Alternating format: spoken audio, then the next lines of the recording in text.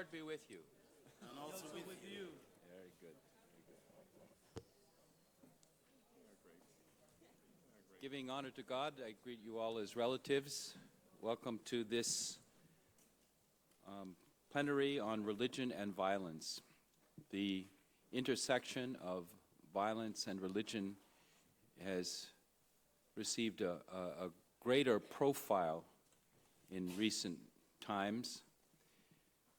The intersection of religion and violence is something that preoccupies the media and preoccupies the minds and hearts of many of our people around the globe. Today we are going to try to address that issue in a positive way. We've invited a number of speakers, all of whom will help us to deal with this. We'll give a broad perspective on that intersection, and we hope that this will begin to help us to articulate an ecumenical response to this problem. We're speaking here about violence by religious and violence against religious. So this is our topic today, and I'm sure that you'll agree with me that we have a fine group of speakers to help us to address this. So welcome to this time. We're going to ask you to be doing some work with us and helping us to move this section forward. Our hope is that this work will be reflected programmatically and that it will become a part of our pilgrimage of justice and peace. Now, our first speaker is Dr. Sadi Clark. He is from the Church of South India, professor of theology, culture and mission at Wesley Theological Seminary. Dr. Clark. Dear brothers and sisters, knit together in one human family by our common Creator.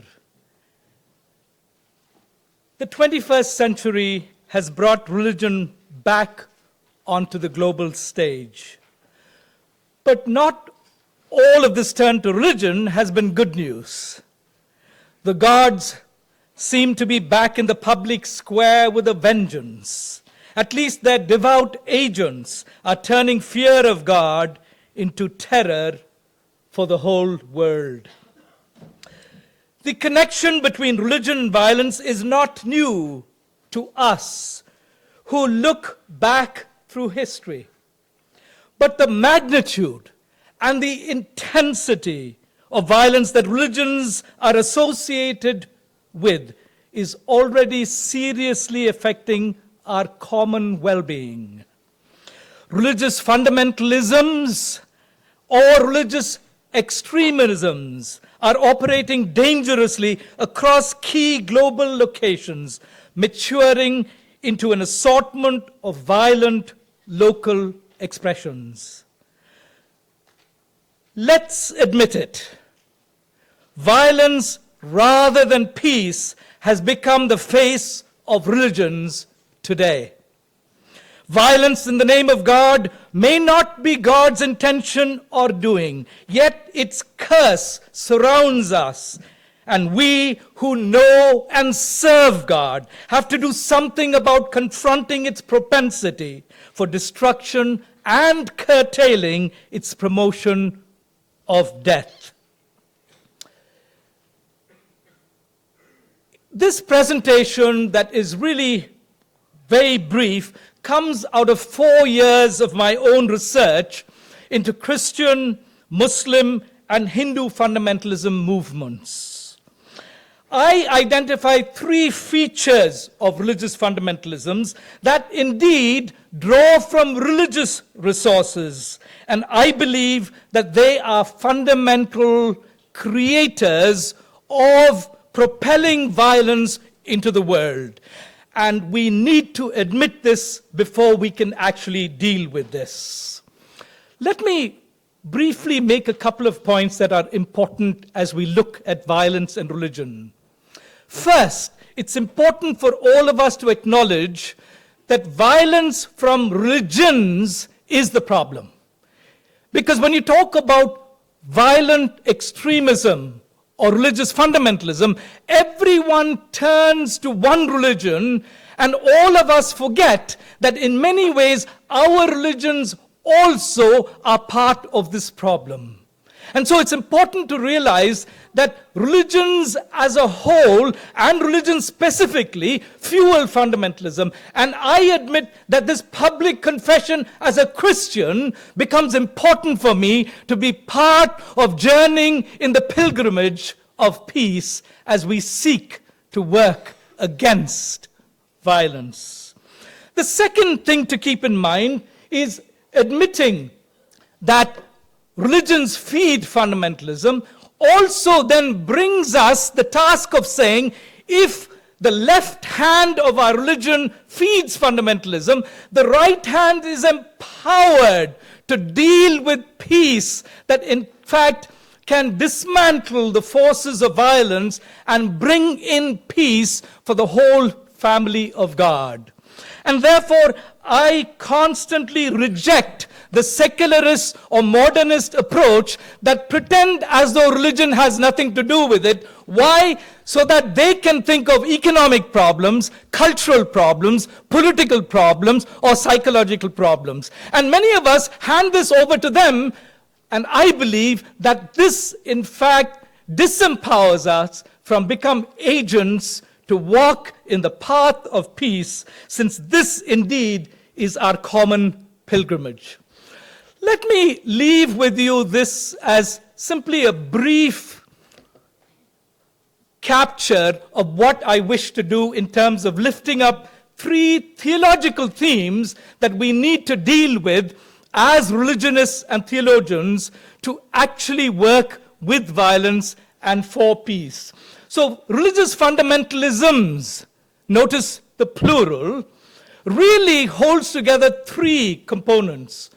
Word vision, word W is capitalized, which is absolutist scripture, plus world ways, which is an inflexible practices, that then is driven in order to capture the whole world to be part of a global order or a divine imperial rule. So let me go to the first motive of religious fundamentalism. Religious fundamentalism depends on a way of working with a pure and absolute and infallible way of thinking that we have captured all of reality through Scripture.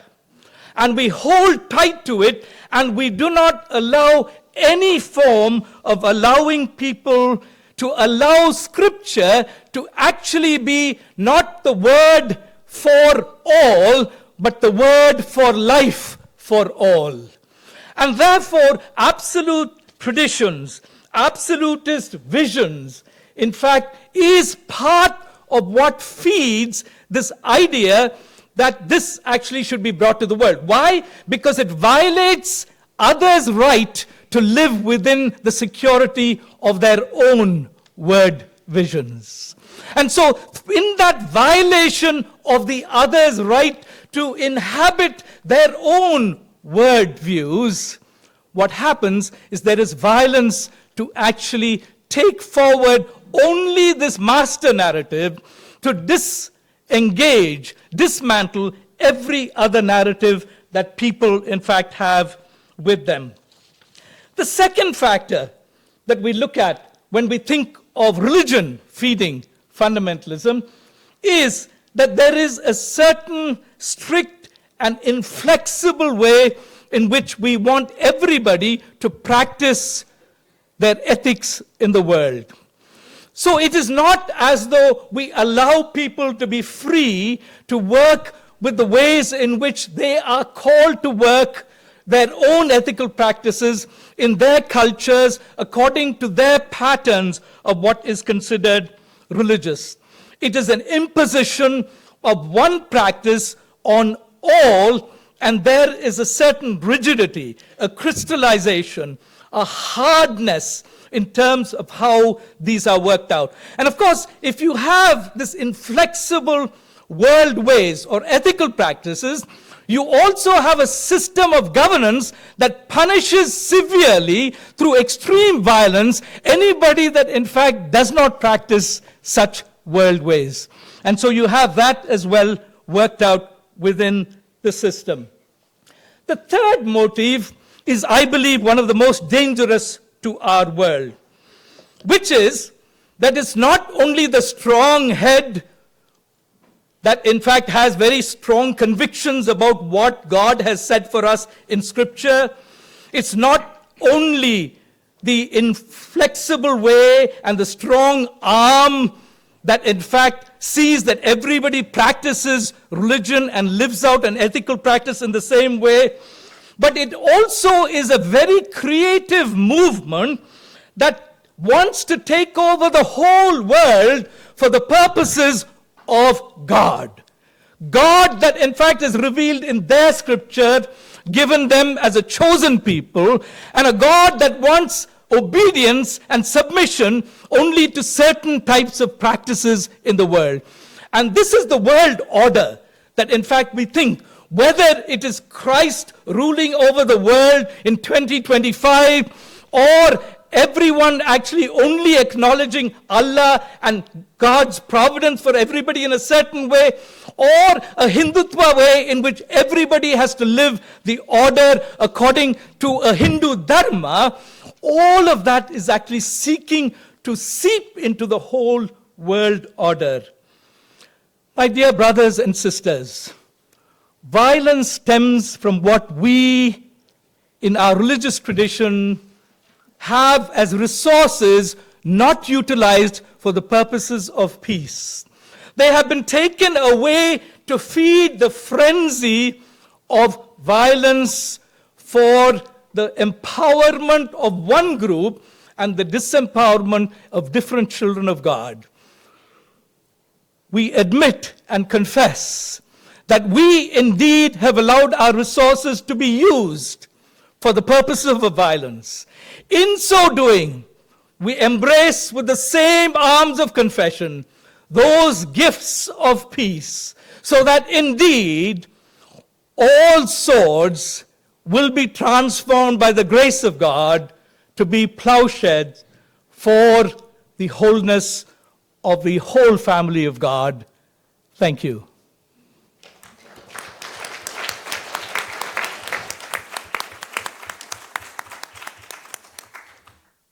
Thank you, Dr. Clark. Now we're going to ask you to help us. With the plenary outline, you'll find that we have two texts, Psalm 137 and Luke 19, verses 41 through 44. There's a little bit written about each one, and each one of these texts will give a picture of that intersection of religion and violence. So we're going to ask you in your buzz groups to spend a little bit of time of talking about how you understand the Word of God to be speaking to us through these texts today. How do you understand the Word of God to be speaking to us through these texts today? So if you'll get into your buzz groups, please help us out.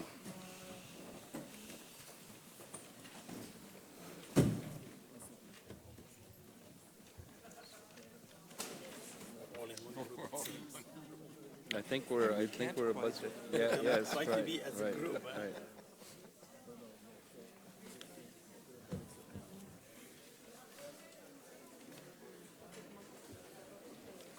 So they note here that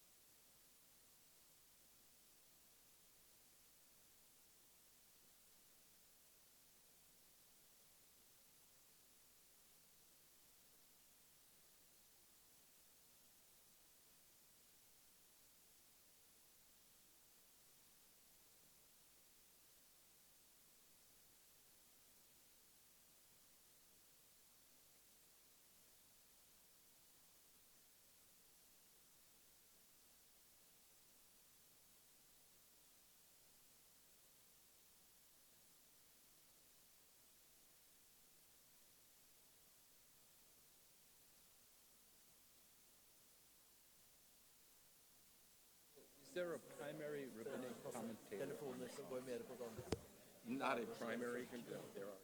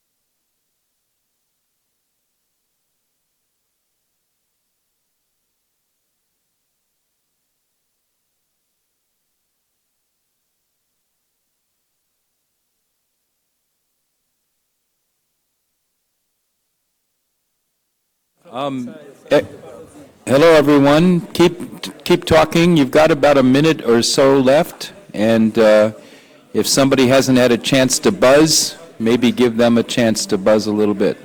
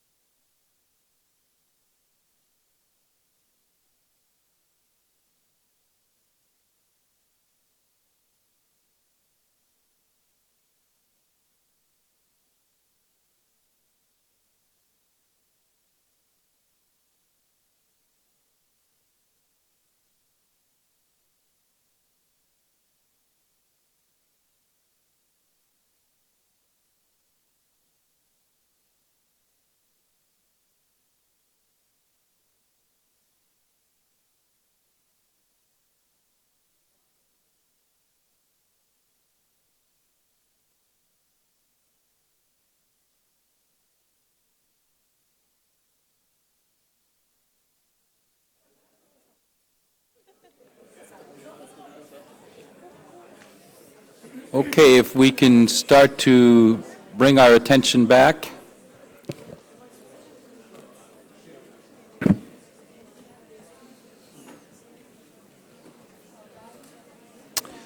Thank you very much.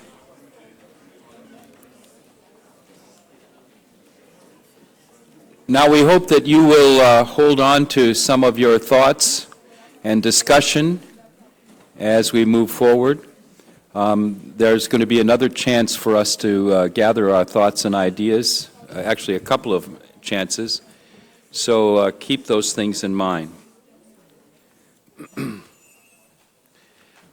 Our next speaker is Ambassador Knut Vollebæk from the Church of Norway, CCIA member, former Foreign Minister of Norway, and former OSCE High Commissioner on National Minorities.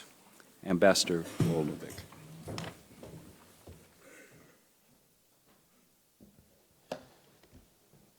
Dear fellow Christians and friends, let me first express how pleased I am that the WCC is addressing the issue of religion and violence. As we already heard from Dr. Clark, the link is not new.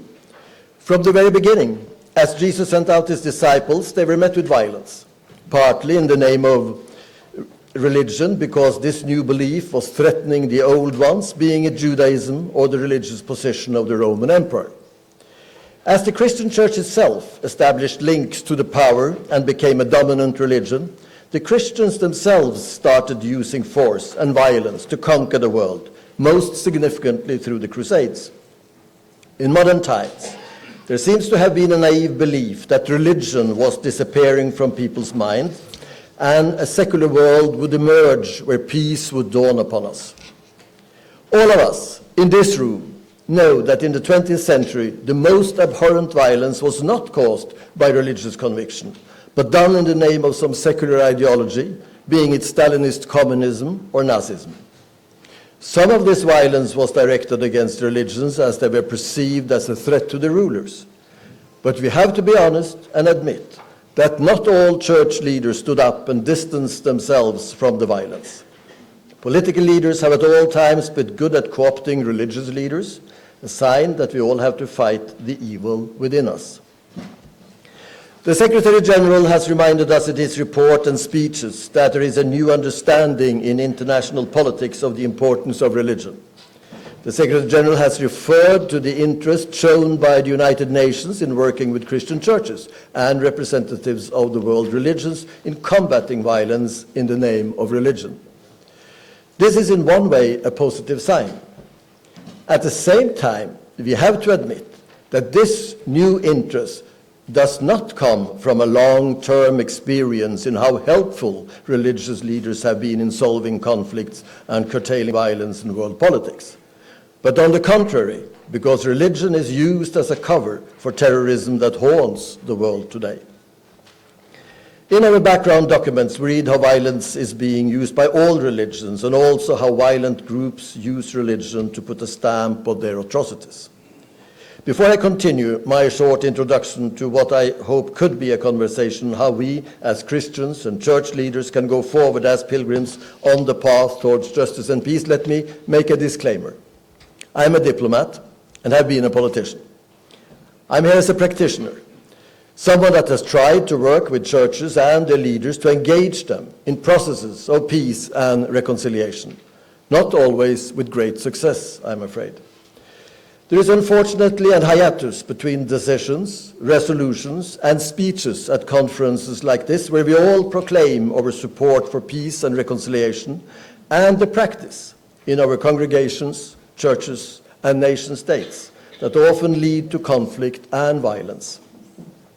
My experience comes mainly from working in Europe. It is, however, my conviction that this experience also could be relevant in other parts of the world. From my background, and in this setting, I would like particularly to address the role of the churches in combating violence and in furthering conflict resolution and reconciliation. No doubt, many of you present here today are victims of abhorrent violent acts and discrimination by groups that claim to have the support of and belong to non-Christian religions. Many terrorists operate in the name of Islam. Bishop Opoke from Nigeria has reminded us time and again of the atrocities committed in the name of Islam in Nigeria and West Africa. We know how Christians are persecuted in Pakistan. We know that Christians and Muslims are attacked by militant Hindus in India. We witness Buddhist violence against other religions and non-Sinhalese ethnic groups in Sri Lanka or against the Rohingyas in Myanmar. And we witness how certain militant Jewish groups attack innocent Palestinians. As members of leaders of Christian churches, we have to raise our voices in defense of minorities who are being violently attacked, harassed and discriminated against, whoever they are and wherever they are. We have to show particular solidarity with our suffering Christian sisters and brothers, as St. Paul tells us to do. We have to appeal to our governments to raise these issues in bilateral conversations with governments of countries where this violence takes place. We have to make sure that the human rights bodies in the United Nations and other relevant forums are seized with the matters. We must not forget. It should certainly be an issue for the churches how to coordinate actions in this field so that our governments act together.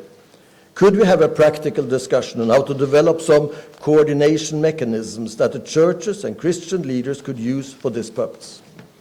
However, I believe that in a forum like this, it is fundamental to do some soul-searching among ourselves rather than point fingers at others.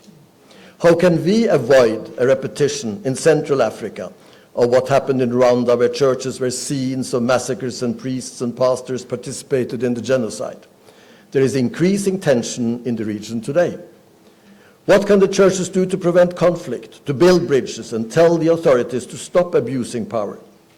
How can we, who are outsiders, help and advise those who are in the midst of the conflict? In Europe, we see nationalism and xenophobia on the rise in many countries. Politicians with nationalistic and populistic programs tend to appeal to majority churches to help form what they call a national identity against minorities. These groups may be traditional minorities that have lived in the territory or country for centuries, or they are new minorities coming as refugees or immigrants. Some of these minorities come from outside Europe, some may be Muslims, but there is also discriminatory language being used and actions taken against people belonging to other Christian churches or even churches within the same confessional family. We live in a globalized world. Many people feel threatened by this globalization, so as do many churches. Christianity, which used to be reflected in the legislation and the culture of many European countries, even as the inhabitants became more and more secular, is now challenged, not only by secularism, but also by other religions. It is therefore easy to fall in what I will call the trap of nationalistic politicians. They would like to use the church to cement their platform of power. For us as Christians, it means losing our integrity and freedom. The churches then become tools in a political power play. We seem to have forgotten World War II and how the churches failed to defend basic human dignity and rights. Have we also already forgotten the dire consequences of the Balkan Wars, where churches allowed themselves to be used for political purposes? We urgently have to talk about these issues and be honest in our deliberations. Could we start today? How can we help each other across confessional divides, since we all share the same gospel and face the same challenges? For some of us, it is a challenge to balance the conviction that what I believe is the truth with capital T, with an equally strong conviction that those who believe differently or do not believe at all have the same fundamental human rights as I have. Can we start discussing how to reconcile this? We cannot, and I believe should not, expect people to give up their convictions in order to accept that everything is equal. But we should demand and expect people of conviction to defend other people's right to their conviction.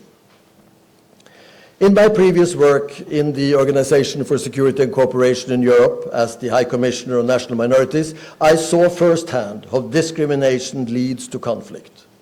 In order to secure stable societies, minorities have to be included.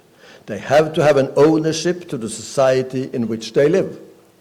Can we discuss how churches can help the authorities in these endeavors, or correct the same authorities if they start on the slippery slope of discrimination and exclusion, even in the name of religion?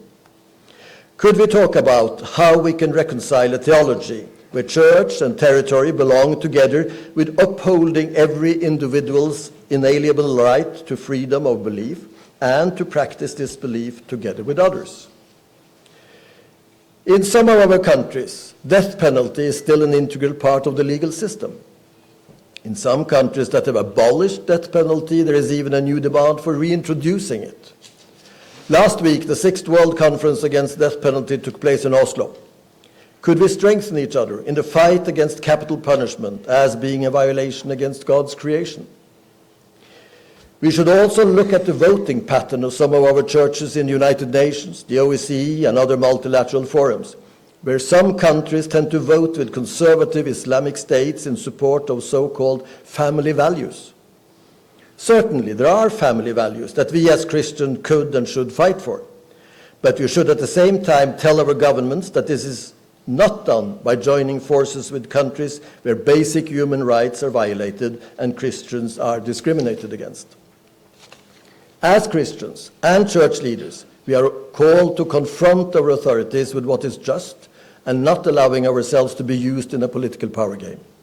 Europe and the world is faced with enormous challenges, also including terrorism coming from so-called fundamentalist religious beliefs, as we also heard from Dr. Clark. The answer to these challenges is not discrimination and violence against people of other faith or ethnicity. The question then is, what does this mean in my context, in my church, and in my country? How can churches help each other in tackling these challenges?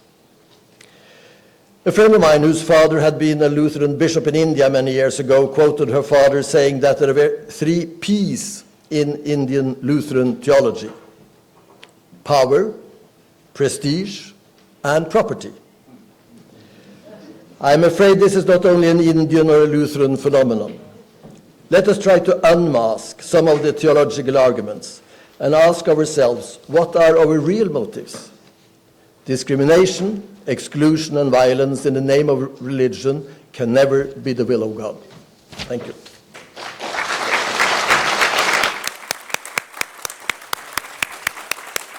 Thank you, Ambassador Volubek. We're very happy now to have the voice of Berit Hagen Agoy. She is the General Secretary of the Council on Ecumenical International Relations for the Church of Norway, a member of the reference group for the Pilgrimage of Justice and Peace. Some weeks ago, I attended a Muslim-Christian conference on religious extremism. It was a typical interfaith gathering where 80% of the speakers were men. They underlined that every human being has equal dignity. This is fundamental both in Christianity and in Islam. When we reduce a person's dignity by dehumanizing him or her, we seem to be more willing to use violence to control, dominate, and even eliminate another human being. Differentiation between us and them can in worst cases lead to exclusion of particular groups from our communities. When some of the men at this conference underlined the necessity of including everybody in our brotherhood, I frankly asked them whether women were included. Many of us have experiences of being the excluded other. The men listened, and one said with a paternalistic smile, "Yes, it is very important to talk about women's conditions, but let us now stick to the theme of the conference." This reminded me of something I often hear in interfaith meetings. First, we need to solve the conflicts and establish peace, and then we can deal with women's issues. What if we turn this upside down and start by listening to women's stories about violence and oppression? Gender-based violence is probably the most common form of violence.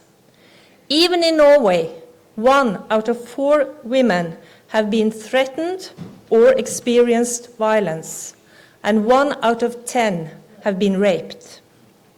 These figures are, as you are aware of, much worse in other parts of the world. Violence against women represents brutal abuses of basic human rights and has destructive consequences both for individuals but also for the whole societies. And they are serious hindrances for development. Even if violence against women is so common, it should never be accepted as part of normal life. It should actually be regarded as extreme actions. I want to add some perspectives to our discussion on religion and violence from my work with Christian-Muslim dialogue in Norway. 25 years ago, we established a contact group between the Church of Norway and the Islamic Council of Norway. And in 2009, we issued a joint statement on violence in the family and in close relationships. Let me quote a bit. As Christians and Muslims, we believe that men and women are created equal and that none of them has a right to exercise violence against the other. We strongly condemn any misuse of the teaching of our religions in order to legitimize violence in the family or in close relationships. Since our human and religious values encourage us to adopt positive principles and ethical responsibility within society, we, as Christians and Muslims in Norway, will prevent and resist all shapes and shades of violence in families and in close relationships. This was a very significant statement, and it was important that it was both Christian and Muslim leaders who said this together. However, the dialogue group saw a need to continue to work on these issues and examine more thoroughly how and why extremists use and misuse religion. So, the year after, we traveled to Bosnia and Croatia to learn more from their experiences with war and with reconciliation in multi-religious societies. Back in Norway, we started to work on a new statement. Then the terrible terror attack happened on the 22nd of July in 2011, and 77 people were killed, most of them very young ones. So when our statement on joint statement opposing religious extremism came out in November, it became sadly more relevant than we had expected. We worked a lot to identify some characteristics of religious extremism, and some of them are very similar to what Dr. Clark mentioned. These are things that we find in all major religions. We think it's important to identify tendencies that can lead to extremism as early as possible. What are the early warnings that we should look for? These characteristics, and that's the scary thing, is that they appear, as I said, in all religion, and we can sort of place them on a sliding scale. If they appear in a very serious degree, and if you combine several of them, there is a huge risk of violence and terror. I will briefly comment on some of our criteria. Extremists reduce human dignity for groups that they oppose and reject the idea that human rights appear to these groups. I do not know of any Christian church who denies that men and women have the same dignity. However, the acceptance of different rights is quite common. I, as a woman grown up in a society based on gender equality, find it difficult to understand the theological meaning of equal dignity. When the role and rights of women in church, family, and society is defined in such a way that women are subordinate in relation to men. My perception of equal dignity presupposes equal possibilities for men and women to define their roles. This does not implicate that the roles have to be exactly the same, but I cannot accept that one gender has an exclusive right to decide on this alone. Can we learn anything from our ecumenical discussions on the separation of dignity and rights for women that can be useful when we explore religion and violence. This leads me to the next criterion. Extremists are convinced that there are groups of people that it is impossible to coexist with, and which they must therefore oppose or remove, either from society as a whole or from certain places or areas. This is about us and them.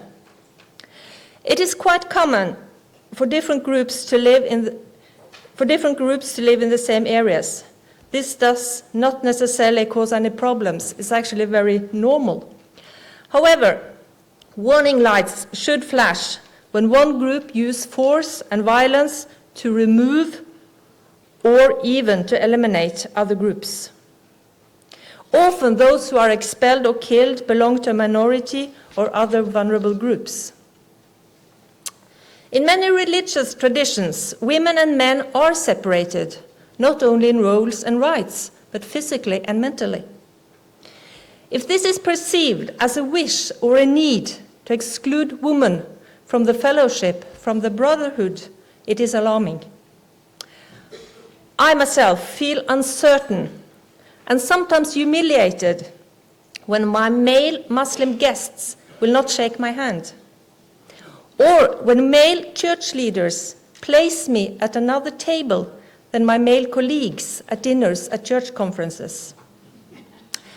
I have seen disappointed faces when they discover that I am a woman and not the male church leader they accepted to meet. Maybe the most common form of exclusion of women is to make us invisible on the stage for important events or decision-making. The danger is that we get used to it in such a way that we ourselves contribute to it.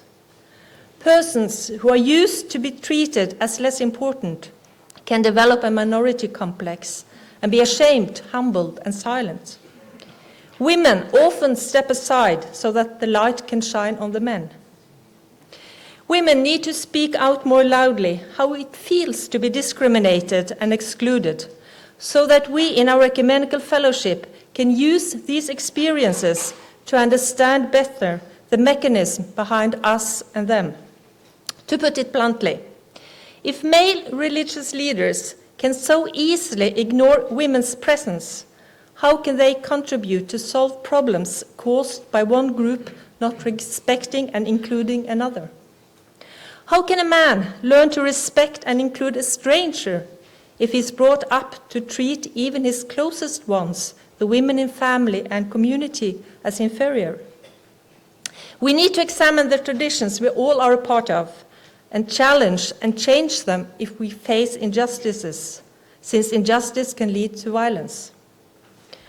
The two next characteristics in our Muslim Christian statement are linked to what we often call religious fundamentalism. And it is described in the paper that the Central Committee has got, so I will not say very much about this. I'll just comment on the second one. Extremists accuse those who think differently or having certain political, ethical, or religious opinions without allowing them to define for themselves who they are or what they believe. I will challenge practices that give male church leaders an exclusive right to interpret the scriptures on behalf of us all. In my opinion, it is essential that every believer has the right to express his or her faith and the understanding of the holy texts. You must remember I'm a Lutheran.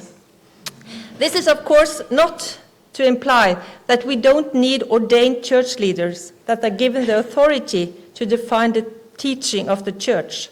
But my point is that they should carry out this responsibility listening to all and with respect for other believers, both men and women.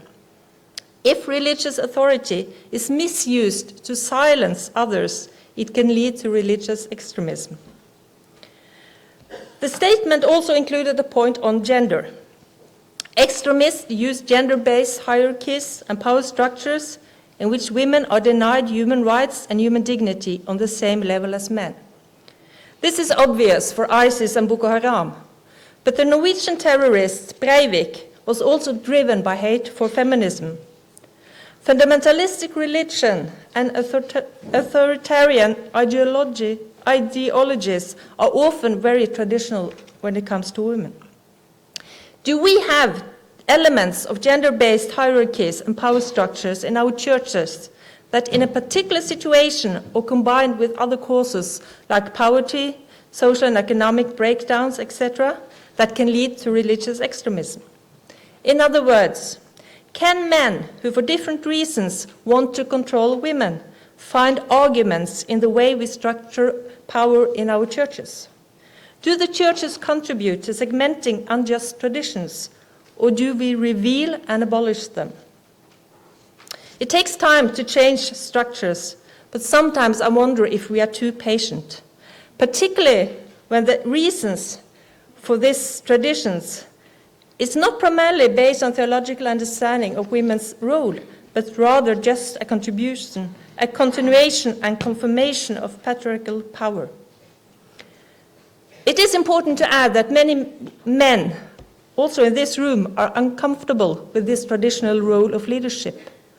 I see many signs of change, more awareness among men, empowerment of women, and sharing of responsibilities, and these are signs of hopes.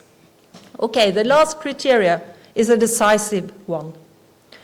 Extremists are willing to use terror, violence, and other forms of compulsion in order to enforce the consequences of their religious views on others. The interesting thing is what happens when a person is willing to cross the border and hurt and even destroy a fellow human being. We know that many easily cross this border when it comes to violence and sexual abuse of women. I think we can deepen our understanding of the mechanism between violence, listening to women's experiences of discrimination, harassment, exclusion, and also of serious violence. These stories are regrettably easily available since we find them in our own communities. I invited you to share an experience. What if we start with gender justice and then try to end violence, solve conflicts, and establish peace? What if it's true that families and communities where women and men have equal dignity, freedom, and rights are the best protection against violence and extremism? Let us start with ourselves and load our bags with church women's experiences and then continue our pilgrimage for justice and peace. Thank you.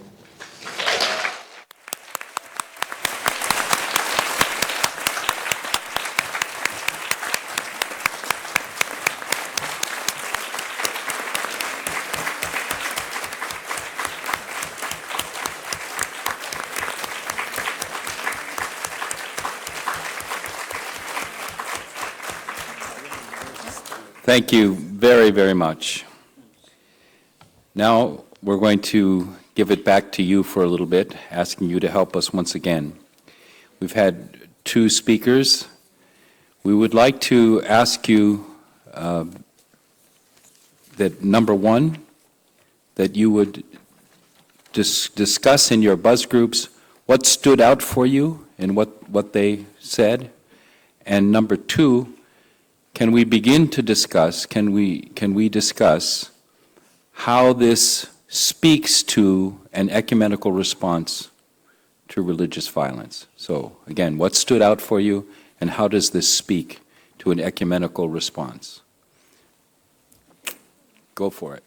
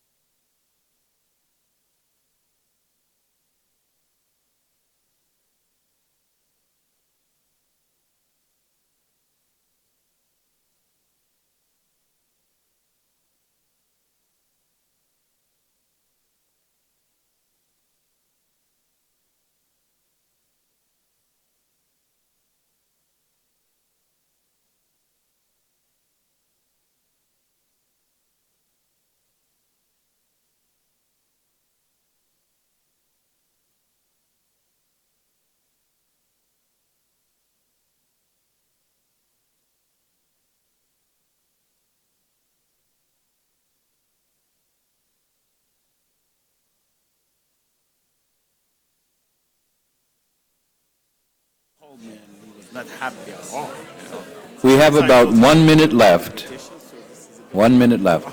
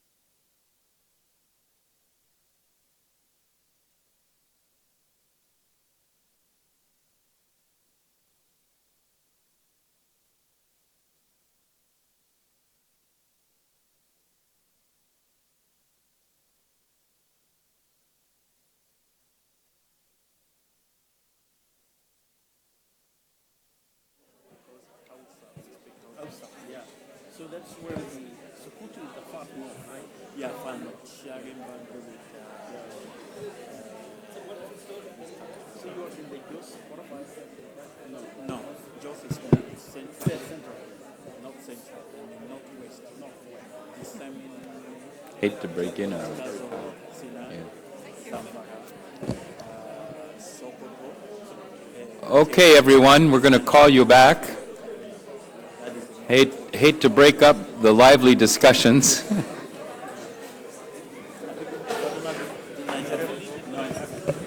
We're actually Looks like I'm not having much luck breaking up the lively discussions.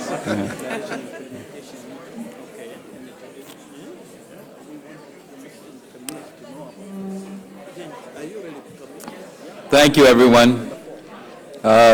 Please keep these thoughts in mind. We're going to have a couple of chances to talk some more, and also we're going to be looking for you to help us by collecting some of your responses. So keep that in mind. Next, we're very happy to have with us Rabbi David Sandmill with the Anti-Defamation League, and also he is a member of the reference group for the Pilgrimage of Justice and Peace. Rabbi Sandmill.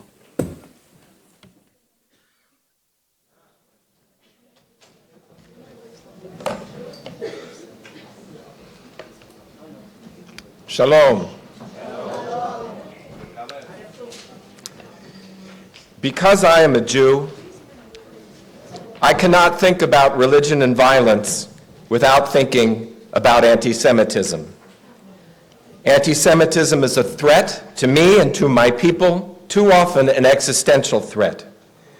According to a recent poll, 1 of every 4 people on earth holds anti-Semitic attitudes. In the past few years alone, Jews were targeted in terrorist attacks in Paris, Overland Park, Kansas, Brussels, Copenhagen, Mumbai, Tel Aviv, and elsewhere. The WCC has spoken out against some of these attacks. In parts of Europe, Jews are scared to wear clothing that identifies them as Jews, lest they be attacked on the streets. Synagogues, Jewish schools, and communal institutions have to be protected by armed police. Jews are leaving Europe. The very fact that the future of Jews in Europe is debated underscores the fears that Jews feel. The internet is awash in anti-Jewish bile. Jews are blamed for killing Christ, controlling the media and the banks, seeking world domination. The denial of the Holocaust continues. Anti-Semitism in the guise of anti-Israel agitation is part of the problem. While some churches have taken great strides to eradicate it, anti-Semitic ideas are deeply embedded in the Christian imagination and continue to be expressed in teaching, preaching, and hymnody. Despite decades of biblical scholarship demonstrating that Jesus was an observant first-century Jew who loved his people, some Christians continue to teach that Judaism is particularistic, legalistic, and devoid of spiritual value. For example, for centuries, Christians have used negative stereotypes of Pharisees and, by extension, of Jews, for it is substantially from Pharisaic teaching that Rabbinic Judaism springs. Whenever Christians proclaim that Jesus' views concerning social justice are contrary to Jewish views grounded in Pharisaic teaching, they promote bad history and bad theology, in a word, anti-Semitism. The catalog of historic anti-Semitism ideas and images is still used by Christians in all parts of the world. This fosters an atmosphere in which Jews are demonized and seen as legitimate targets for hatred and violence. To its credit, the World Council of Churches has spoken often about its relationship to the Jewish people and about anti-Semitism. In 1948, long before the Vatican's Nostra Aetate, the WCC acknowledged a special relationship between Judaism and Christianity and repudiated anti-Semitism as sin against God and man. It has confessed the role of Christians in Christianity in the perpetuation and perpetration of anti-Semitism.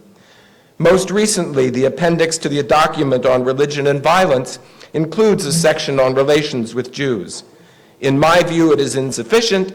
Nonetheless, it is hugely significant that the WCC continues to be concerned about Christian-Jewish relations.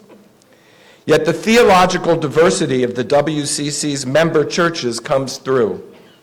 WCC documents are equivocal about the status of the Jewish covenant and whether Jews need Christ. They rarely delve into the nature of Jewish peoplehood, including the centrality of our connection to the land of Israel, something essential to Jewish self-understanding and identity.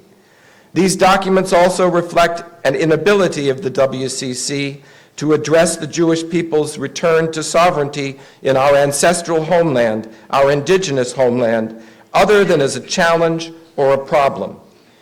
While Israel's problems are legion, its founding was and remains for the vast majority of Jews a moment of joy, a source of pride, and a reason to give thanks to God. So the WCC seeks positive relations with the Jewish community, encourages dialogue, and rejects anti-Semitism. But it has not explored, let alone resolved, all aspects of the Jewish-Christian relationship, nor has it internalized in practice what it has preached. The WCC has come a long way. It deserves credit for what it has accomplished. That work remains to be done should not surprise anyone. No institution is perfect. There is opportunity for learning and for reconciliation. My experience with the WCC reflects this complexity. In Busan, the WCC extended warm and gracious hospitality to me. The interreligious area of the exhibition hall was welcoming and busy. I addressed the plenary and received an ovation. Our Jewish-Christian meetings have been respectful and conversations deep, at times addressing the very problems I am raising now. I feel that I have developed personal friendships with the wonderful people I have met. However, classic Christian anti-Judaism is still found in the WCC. In 1982, the WCC, in Ecumenical Considerations on Jewish-Christian Dialogue, warns of distorting the controversies between Jesus and the Pharisees lest they become weapons in anti-Jewish polemics. And yet in 2009, the Statement on Just Finance and the Economy of Life provides a prayer that asks Christians to confess, "We have displayed the Pharisees' arrogance." The WCC's 2010 Living Letters to Visit to Australia states, "We challenge these unjust and racist structures and systems and question the Australian lawmakers about how they conduct their business, just as Jesus questioned the Pharisees and lawmakers of his time." Intentional or not, the lessons are that Pharisees and therefore Jews are arrogant, unjust, and racist. It is especially vexing when it enters the discussion of the Israeli-Palestinian conflict. One example is the Kairos Palestine document, often cited by WCC. Kairos Palestine is tragically flawed. Its genuine and legitimate cry for justice is mixed with historical distortions and worse, theological anti-Semitism. Its treatment of the universal mission of the land is built on the supersessionist idea that the Jews' particular connection to the land was abrogated by the coming of Christ. The WCC's silence on this is disturbing. Equally disturbing for Jews is the sense that the WCC views the Israeli-Palestinian conflict in binary terms. Israel has more power, therefore Israel is completely responsible. For example, in 2011, the WCC decried the persistence of the continuing dispossession of Palestinian people from their land by Israeli occupation. Fair enough, but nowhere does it mention Israel's real concerns about regional stability: Iran, Hamas, Hezbollah, Syria, terrorism, or Arab rejectionism. Let me be clear, it is not only legitimate, but it is essential to critique Israeli policy, and no one does it better than Israelis or Jews. But to do so without an honest assessment of the broader context is irresponsible and unfair. I experienced this unbalanced hostility in Busan on several occasions and felt it particularly strongly during the meeting in Beit Jala of the reference group to the Pilgrimage of Justice and Peace, to which I am an interfaith observer. The program was predictably one-sided. Had Claire Amos not seen that 3 Israeli Jews were on the program, the reference group would have heard only Palestinian voices. 2 different WCC leaders admitted that while they visit Palestine regularly, they had never spent time in Israel. I have to wonder to what extent the persistence of anti-Semitism predetermines and distorts the WCC's approach to this conflict. I wonder how much the presence of anti-Semitism in the WCC contributes to global anti-Semitism, which has real-world implications for me and my people. Perhaps this is what the reference group had in mind when it recommended to the Central Committee critical reflections on key terminology, including anti-Semitism and Zionism. These are complex, moral, theological, and political challenges. They will only be resolved by continuing to address them among yourselves and in conversation with us. You have been on this pilgrimage of justice and peace to and with the Jewish people since 1948. I pray that you will continue to pursue it. Oseh shalom bimromav, hu ya'aseh shalom aleinu va'al kol Yisrael va'al kol yoshvei tevel ve'imru amen. May the one who makes peace on high send peace to us, to all Israel, to all humanity, and let us say, Amen.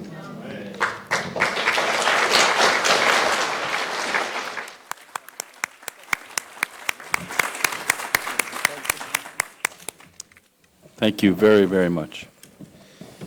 We're now going to ask Dr. Mohammed El-Sanusi with Finchurch Aid, the Islamic Society of North America, and the Director, Secretariat of the Network of Religious and Traditional Peacemakers. Dr. El-Sanusi. Thank you so much. Assalamu alaikum.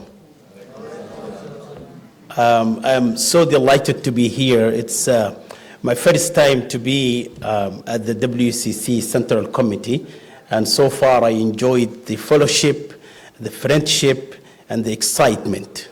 So I am so happy to be here. Let me begin by a joke. I work for the Finchurch Aid. In my constant travel around the world and back and forth from Washington to Helsinki, one day I was coming back from Helsinki to Washington, and I gave my passport to the custom officer, and he said, where are you coming from? I said, I'm coming from Helsinki. Where do you work? I said, I work for Finchurch Aid. He said, well, Muhammad and work for Finchurch Aid, welcome home. So I am delighted to be here as an advisor to Think Church 8.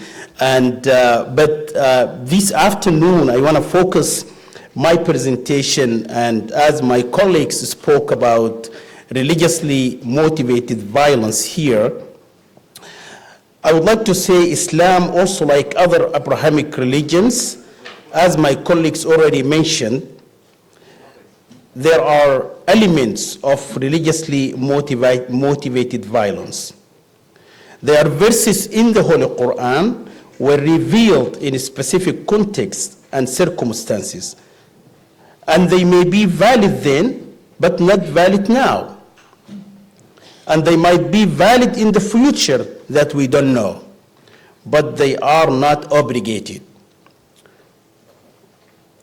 Again, like other religious scriptures, extremists use these verses to justify their terrorist and violent acts. They have their extreme interpretation of the text, which is rejected by the vast majority of Muslim scholars and communities around the world. They use this extreme interpretation to kill Muslims and people of other faiths alike. In fact, they have killed more Muslims than people of other traditions. Islamic position on preservation of life is very clear. As stated in the Holy Quran, if you kill one life as if you killed the whole humanity. And if you save one life as if you save the whole humanity. However, I would like to point out that the Muslim communities is not a monolith, and that it was once one of the first multicultural, multi-ethnic, and multi-religious areas in the world today. I also understand that the Muslim world is going through very hard time, but the societies have a great power for rebirth. In the limited time that I have this afternoon, I would like to focus my remarks on the recent positive development, an initiative that produced by Muslim scholars, and it has great potential to contribute toward reducing religiously motivated violence, and that is the Marrakesh Declaration. So let me acknowledge the problem first. We know today religious communities, those who are living in the Muslim majority communities, are facing difficulties.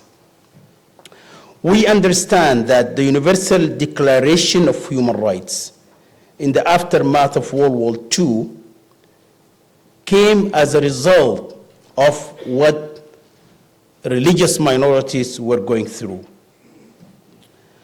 We understand that Pew Research clearly said in 2012, spoke about religious hostilities and clearly said nearly half of the world countries, 43% of them, were experiencing high or very high level of restrictions on religious freedom, affecting 76% of the world population today.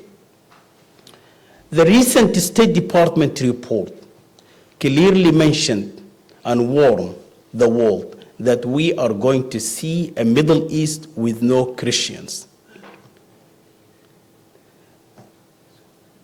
Fourth, we also understand that these minorities communities, and I really don't like the word minorities, because the Christian communities and other religious communities, they are essential fabric of the Middle East.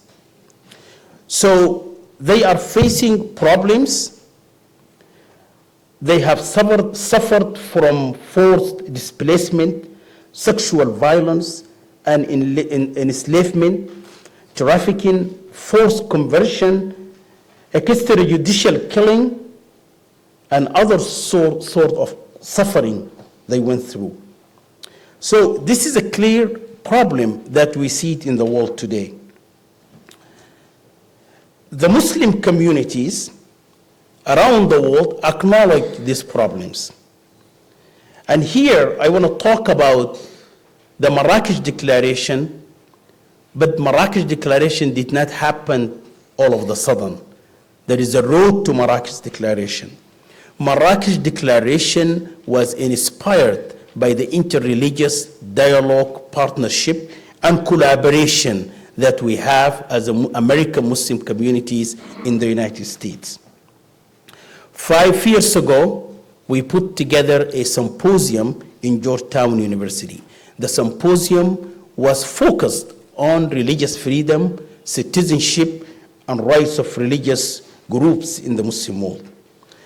And we did that in the presence of a prominent Muslim scholar, Sheikh Abdullah bin Bayya. We did that in the United States. And we did that because in the United States, we see the interreligious communities came together and to stand with American Muslims and to say attack on American Muslims is attack on all of us. And we see in the Muslim world, Christian communities and other religious minorities are facing problems. So we had the symposium, we spoke to the Muslim world, we talked to the ambassadors in the Muslim world, and we did the second meeting in Nouakchott, hosted by Sheikh bin Bayya, who is originally from Mauritania, where Sheikh bin Bayya raised questions on religious groups living in the Muslim majority countries. The questions were answered in another meeting in Tunisia in 2013, attended by Minister of Religious Affairs as well as Muslim scholars from around the world. Because of the discussion we had at that time, we engaged also the Tunisian Transitional Parliament at that time.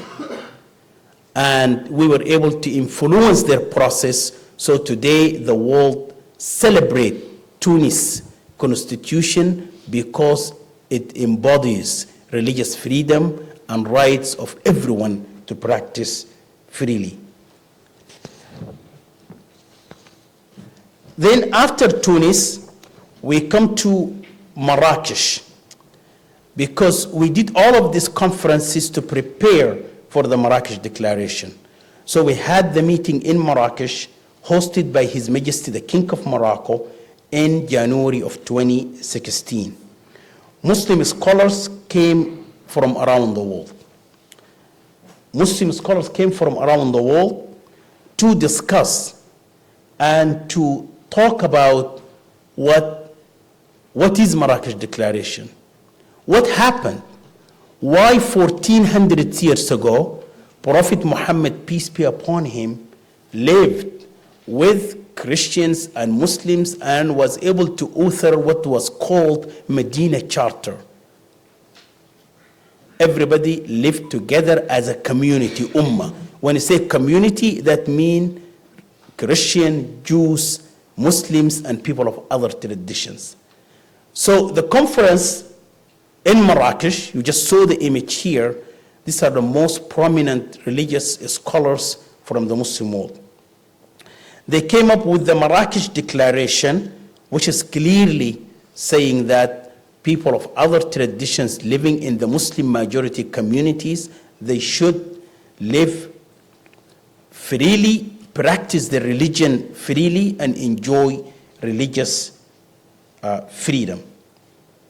And this particular declaration was actually inspired by the historic Charter of Medina, forged by Prophet Muhammad 1400 years ago, as a form of contractual citizenship ensuring equal treatment of all in a multicultural society. So Sheikh bin Bayya said in the declaration has a special importance because it gave Muslim scholars an opportunity to show the humanity in Islam.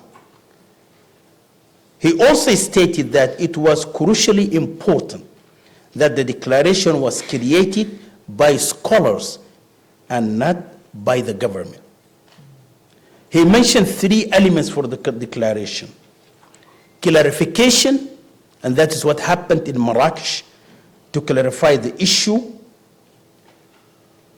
And second element, that is education. We want to make sure within the Islamic community and specialists of legal and judiciary systems that the Marrakesh Declaration exists. And then codification. This declaration needs to be codified as law. The declaration received acknowledgement from the Muslim communities, those who attended Marrakesh and those did not attend Marrakesh. However, the acknowledgement we received from the interreligious leadership in the Middle East and North Africa and from around the world, everyone is actually celebrating and acknowledging the importance of the declaration. Western government acknowledged the declaration. When we were in Marrakesh, President Obama mentioned the declaration twice in 1 week when the Muslim scholars are gathering because of the importance of the issue. The United Nations and the interreligious institution, OSCE and others, picked the declaration and celebrated the declaration. Yes, now we do have the declaration, but we are facing challenges. And the challenges are, declaration tend to be in the shelf. But we cannot afford to keep Marrakesh in the shelf. So our challenge is implementation. So to implement the declaration, we want to make sure rest of the Muslim world, Muslim scholars at the grassroots level, they are aware of the existence of the Marrakesh Declaration.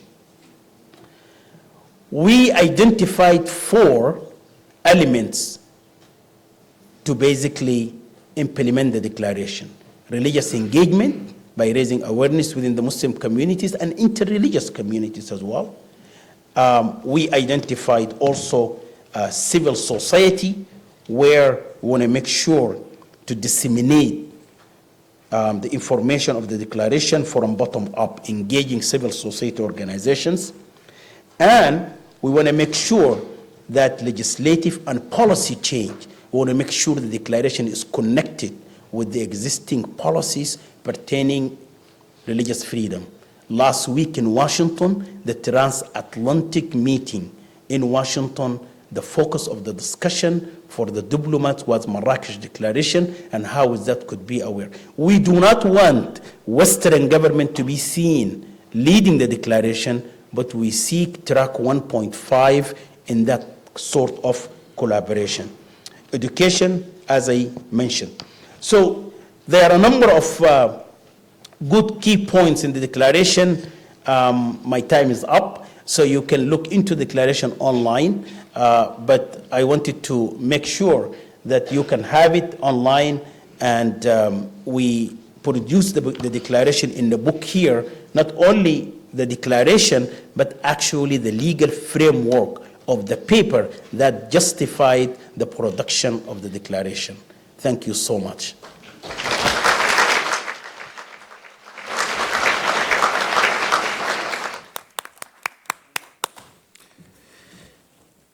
Thank you very, very much. Now we're going to open up to a plenary discussion. We'll have some time here for you to make your comments, direct your questions perhaps to what has been said.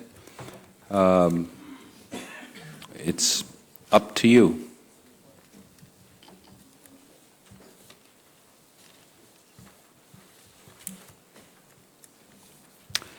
Microphone number 4. Bishop Yohannes from the Coptic Orthodox Church. First, I would like to thank the WCC and the General Secretary for this very important plenary session. And I do emphasize that regarding the Christian-Muslim dialogue, there is moderate Muslims and fanatic Muslims, as Dr. Muhammad said. So I encourage so much the dialogue with the moderate Muslims. And in Egypt, we have the majority of the Muslims are moderate, and we have some fanatic Muslims, what's called Muslim brothers. And there is a great cooperation and collaboration between the moderate Muslims and the Christians against the fanatic Muslims. And also Dr. Muhammad know very well what's called Mecca verses and the Medina verses. And what's called Mecca verses and the Medina verses. And Dr. Muhammad also said that the fanatics misuse the Medina verses to do violence against others, even against Muslims. So I do emphasize that we encourage the Muslim Christian dialogue with the moderate ones, not with the fanatic ones, because dialogue with the fanatic ones of no value. As the General Secretary of the Norwegian Church said that what is the extremists do believe. Thank you very much. Thank you. Thank you. Microphone number 3. Thank you very much. From the Christian point of view, in the letter to James, chapter 1, verses 19, 27, we have an approach about healthy religion. And the main point here, there is problem of violence when there is upset of justice of God. What does this mean? Violation of human rights. So I like the members of the panel. How can we succeed the religious bodies to have a common voice for implementation? For example, in WCC, we have the Council of Churches, KEC, in Europe. We have the Council of Churches in America. But in these countries, they produce then guns. And then these guns are used in countries where there are conflicts, like in Middle East, there they don't produce guns. But there is a Council of Churches there. But the voice of the Council of Churches of Middle East and the voice of the churches in Europe, in KEC, is not the same. What is the voice of the WCC to stop the conflict in Syria? 6 million people are refugees. More than 300,000 people died. And as one of the speakers emphasized, the victims in these conflicts are the ones that don't use guns, women and children. If all the Jews and the Muslims were like Rabbi David and Dr. Muhammad, no problem. But they are like them. So what is behind of them? Thank you. Thank you. Microphone number 4. I am D. Jensen Sianklo, Daniel Jensen Sianklo, Bishop, Lutheran Church in Liberia, member. My first question is directed to Dr. Mohammed Asanosi. Doc, you spoke of what appears in the Quran, if I heard you correctly, that may be applied only to then and not now. And hearing that gives me a sense of hope. However, I'm reading a journey, it's called House That I Left Behind. The House I Left Behind by Daniel Shieste. In Daniel's book, he talks about how we should be suspect. This is a man who has converted from Islam to Christianity. And he says we should be suspect.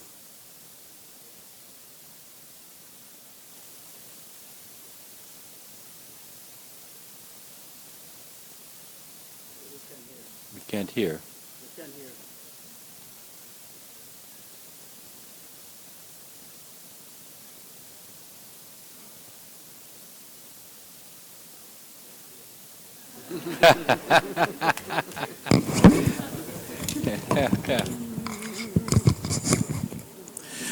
He says we should be suspect when we hear of the good intentions of Muslims, because their intention merely is to win and to convert all to Islam by whatever means possible.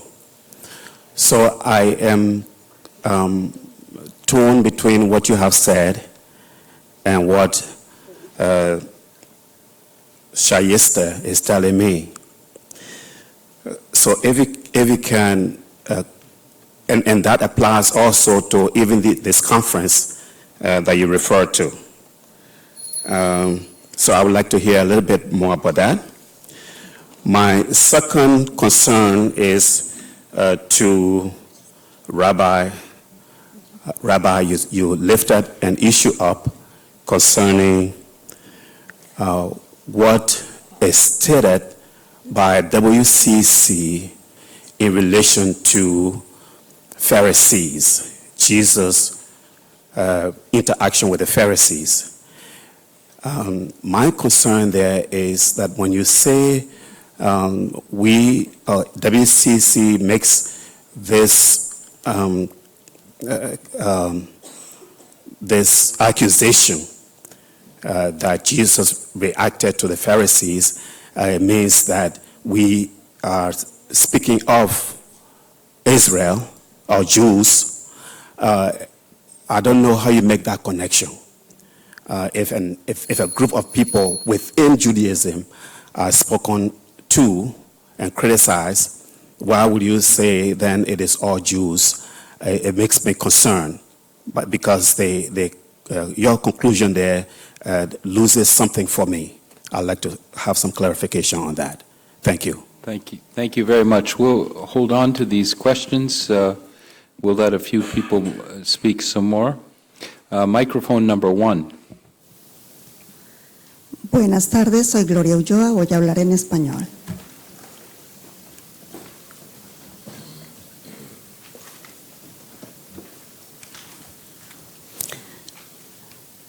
Agradezco mucho lo que he podido aprender en esta tarde, al rabino David Sandmal, porque creo que tenemos que seguir explorando y reflexionando allí en nuestra relación. Y me parece muy importante que desde el Consejo Mundial de Iglesias traigamos toda esta reflexión desde las grandes religiones en nuestro mundo. Y quisiera traer también la experiencia que vivimos en el peregrinaje por América Latina, de violencia interreligiosa en Brasil, en Argentina y aún en Nicaragua, en la visita que hemos hecho a Nicaragua, algunas experiencias de violencia entre grupos indígenas y aún, como decía el doctor acá, el doctor Nakt, las iglesias también muchas veces promovemos y participamos de este tipo de violencias, y fue algo que estuvimos viendo en Nicaragua. Entonces quisiera traer también al plenario este tipo de experiencias en América Latina que violentan nuestra sociedad. Brasil está viviendo muchas dificultades debido a esto. Thank you. Thank you. We go to microphone number 3. Thank you, Moderator Silishebo. First thing, to greatly, deeply appreciate the presentations that have come to us this afternoon. For the first time in my life, to hear somebody speaking from the heart, something that is meant to come from the head, and the head only. I pray that as men and women committed to transformation of the world, we will draw inspiration from the two presentations I had this morning, that we connect the heart and the mind into issues, into our work to transform the world. Because there are times I feel torn where I addressed from the head and my heart goes out empty. But it was different for me this afternoon. Thank you for the truth. Thank you for the openness to engage from the heart. As a preacher, I was preached the gospel for 40 years. It's the first time this afternoon for me to feel and experience it from the heart of a Jew with whom I share the scripture, that sometimes my language offends, hurts, and damages. I wish we could have forums like this, where we engage heart to heart. I believe that it would make a difference. Lastly, moderator, I also appreciate the honest analysis brought to us by the speaker representing Norwegian or whatever perspective. I can't see his name from here. Analyzing WCC and the fact that we tend to hide in documents. We hide in documents that have well-written, nice, proper, polished language. And yet the practice in our churches, in our relationships in churches is different. And Ken, that's a challenge to me this afternoon. How do I connect the conference to the actual reality and the life in the parish? Thank you for doing that for me this afternoon. Lastly, it's a question to the two of you, the Jewish speaker and the one who spoke about the Muslims. We share the Abrahamic scripture and history. Three of us, Christians, Muslims, and Jews. But my question to the two of you is, you seem to connect to each other on the land. The land. What and how can we ensure that Arabs and the Jews connect to each other, to one another, heart to heart? Thank you very much. Microphone number 2. Yes, Mataroha, Synod Church from Syria. I would like to thank all the plenarists who spoke and the vision that they gave us. This is the first time for me to see that how we all like united in one mind not to have violence against each other. Christians, Jews, and Muslims, and also other communities in this world. There is a question. Where is the core of the problem that violence happens in our world? Actually, we inherited a lot of this against each other, whether in religious text or it is a society mentality inheritance. But how can we overcome this? We need really from the WCC, a special recommendation to our governments all over the world to revise the curriculum. There is a lot of hatredness against each other in the school books, everywhere, against each other.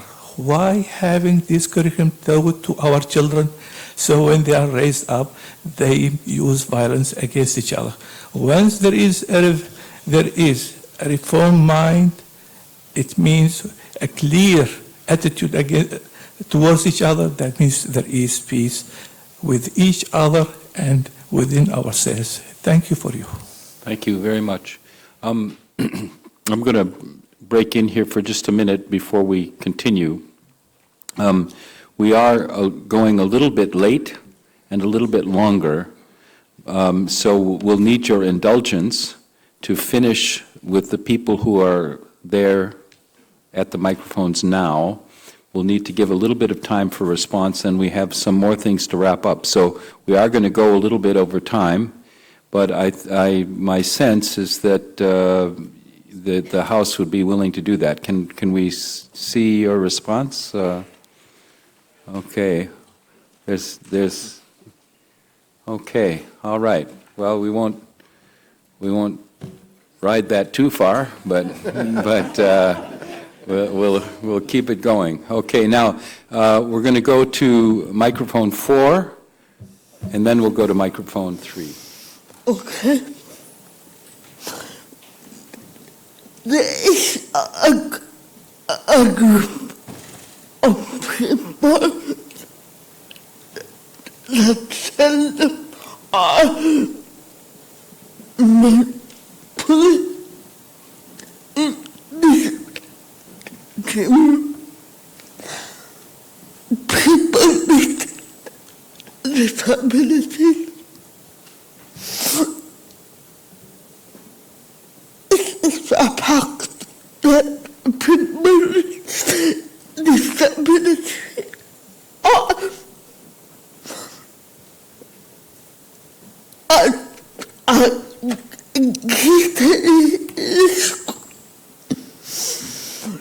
that all this of experience violence and abuse that are the last ones to help and manage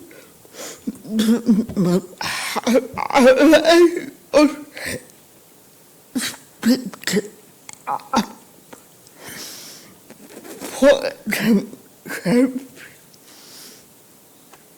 And then they become a they are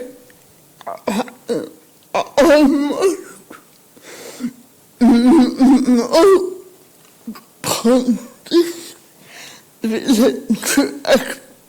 accept them to the core.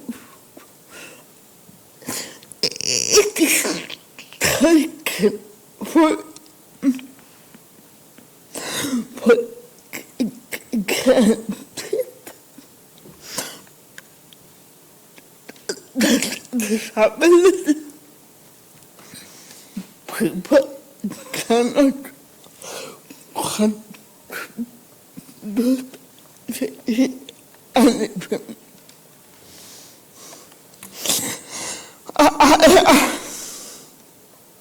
I am that Norway is one of them. It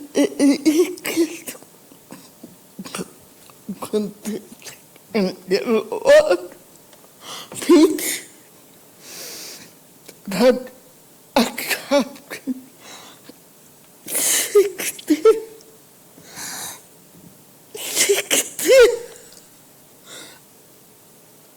people 60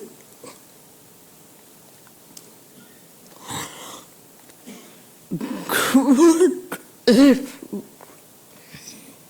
with disability should be as hard for this group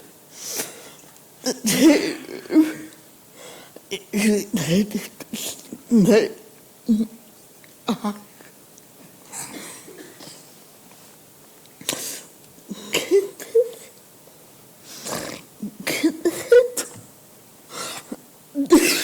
but they're not women. It is more.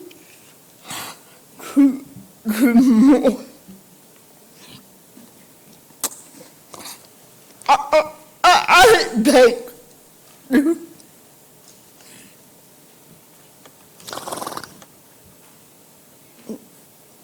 to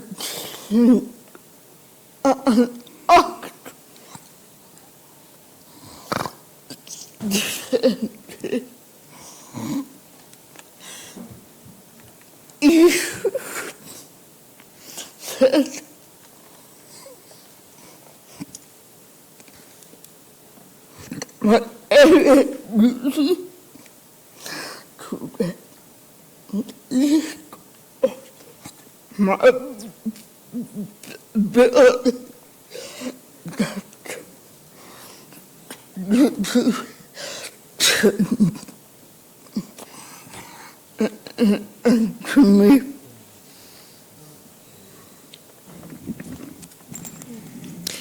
May I be allowed to repeat what you just said? Is Yes, that okay? please. Yes. Please. Thank you. So she said, there is a group of people that seldom are mentioned in this theme, people with disabilities. It is a fact that people with disabilities are at a greater risk than others of experiencing violence and abuse. They are the last ones to receive help, and many do not have a way of speaking up for themselves. And when they become refugees, there are almost no countries willing to accept them due to costs. It is taken for granted that disabled people cannot contribute with anything. I am ashamed that Norway, as one of the richest countries in the world, thinks that accepting 60 quota refugees with disabilities is sufficient as a help for this group.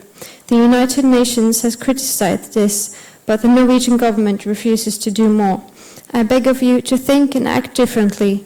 Jesus said, "Whatever you do to the least of my brothers, that you do unto me." Thank you. Thank you very much.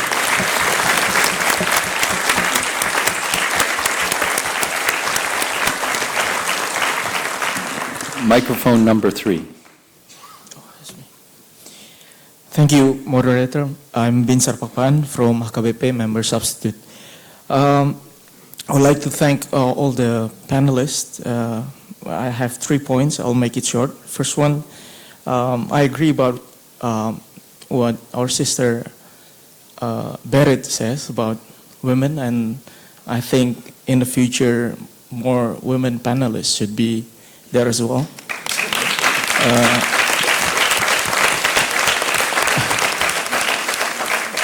And I think sometimes women and female male issue are more cultural, especially in Indonesia. But we are proud that we have our first president of our National Council of Churches as a female, and she's here at this moment, Reverend Dr. Henriette Lebang, and she's the first female president in the National Council of Churches. But again, I tell you, probably this is also a bit generational, because in my generation accept this kind of as a given fact that female and male should be together. I think it will change in the future, so hang in there. Second, for the interreligious dialogue, and I especially thank you, Rabbi David. I thank you for your honest and sincere speech. For us in Indonesia, we often, also the Christians, we often have dialogue only with our Palestinian brothers and sisters, but we've never invited people from Israel or from our brothers and sisters from Israel. I think we should not be binary in our approach. I agree with you, and that will be food for thoughts that we can bring to Indonesia. And the last one is to my brother El Sanusi. Shukran for your speech as well. But are we not communicating this to the hardlines? Because I think we need to invite them and have a really serious discussion. We've been trying this in Indonesia, and it's not easy. But, you know, at least we're not speaking to the choir. And I think we really start thinking about inviting them probably in one of WCC meetings. Thank you. Okay, thank you very much. Microphone number 2. Thomas Kang, Evangelical Church of Lutheran Confession, Brazil, member. I would like 2 points. First one, thanks, Berit, for your contributions in terms of the question of gender, violence, and religion. I think this is somehow connected, lots of connection actually, with what happened in Brazil some weeks ago, that 33 men raped a young woman. And this was in the social networks, and many people started to say that the problem was the young woman's behavior, whatever it is, and most of them men, and many of them claiming to be religious. I think that's very connected to the question of how men, and religious men sometimes behave on these kind of issues. And my second point is about, after hearing Rabbi Samuel on the question of the Israel-Palestine, I'm thinking about how can we address the questions of injustice that are clearly important and we cannot be shy about, but at the same time, I find a language not to create the problems in terms of identity politics. I think we can somehow, I think this conversation has to continue in order that we find a language that don't create more problems on that issues, but at the same time being very strong on what we think it's unjust. Thank you. Thank you. Microphone number 4.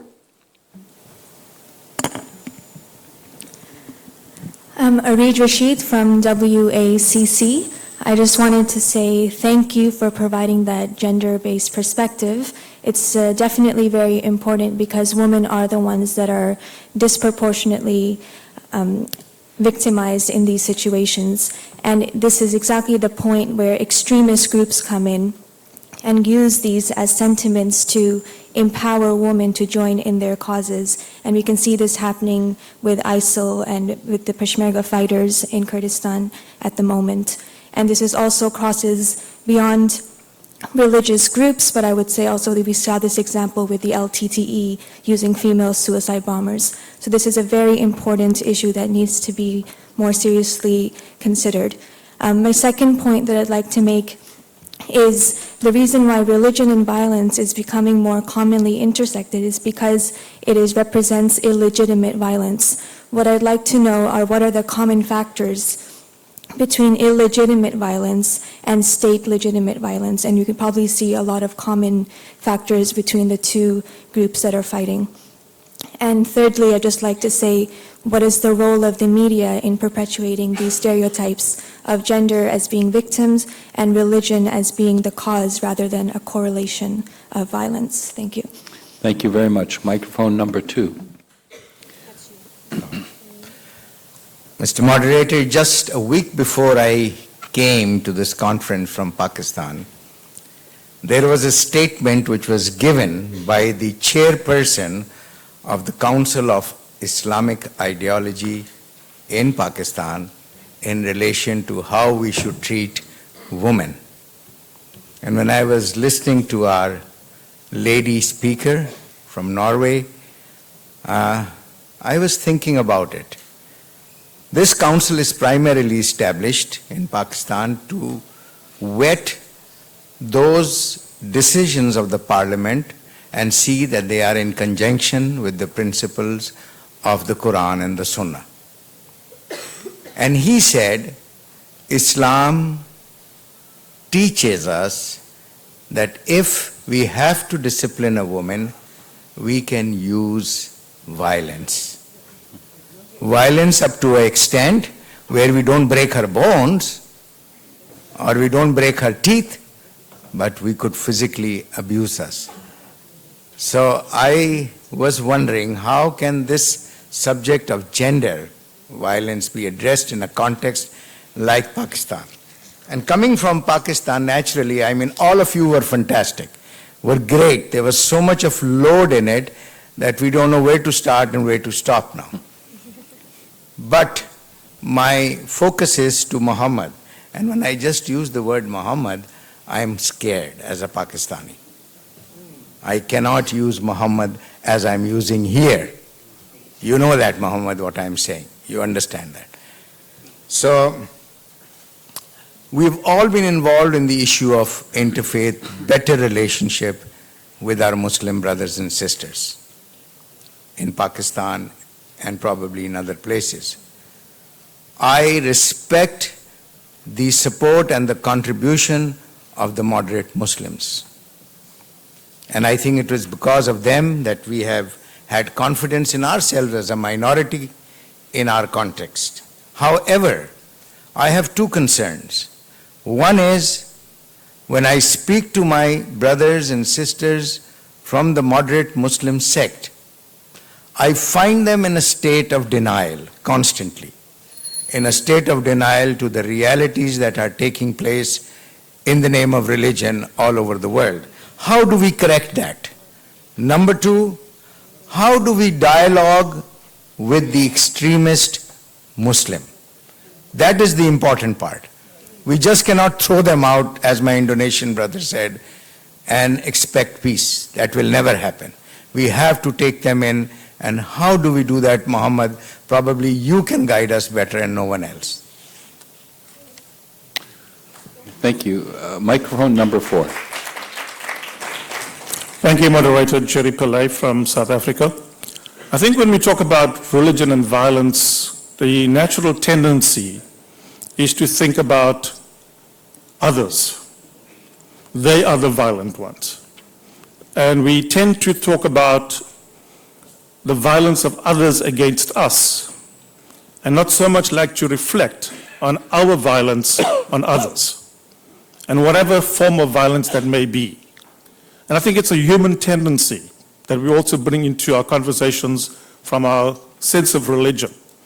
And that too is because we want to protect who we are. I think it is important for us at times not to rush to the defense, but to be able to admit from historical perspectives and understanding, but also more importantly from searching our own hearts and minds, to say that we are all guilty. And if we can come to that confession, then we create a new space to say, how can we, coming from these different places and different religions, join together in healing a broken world? We are destroying this world. And as religions that's supposed to be proclaiming faith, proclaiming peace and harmony and justice, we are contributing to destroying this good world that God has given us. So the question is, how do we actually come together, put down our defense guards, and say, look at what we are doing. Let's work for peace.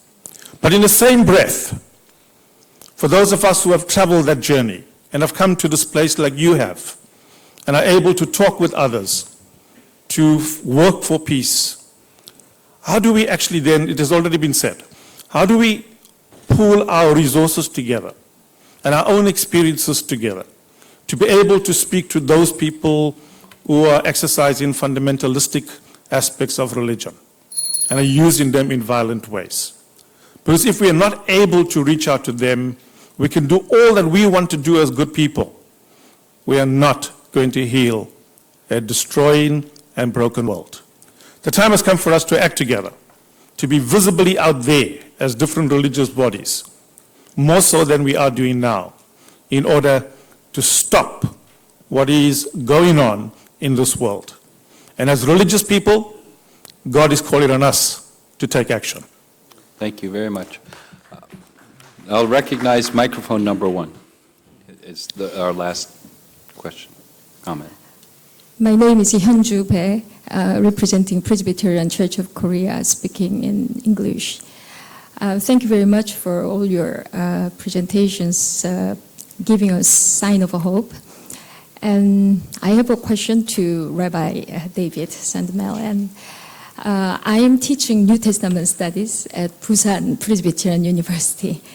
And in my classroom, I always teach my students the danger of this Christian hermeneutics perpetuating anti-Semitism. At the same time, I introduce Kairos Palestine document to my students. And you have said, you just mentioned, you find some problems with Kairos Palestine document.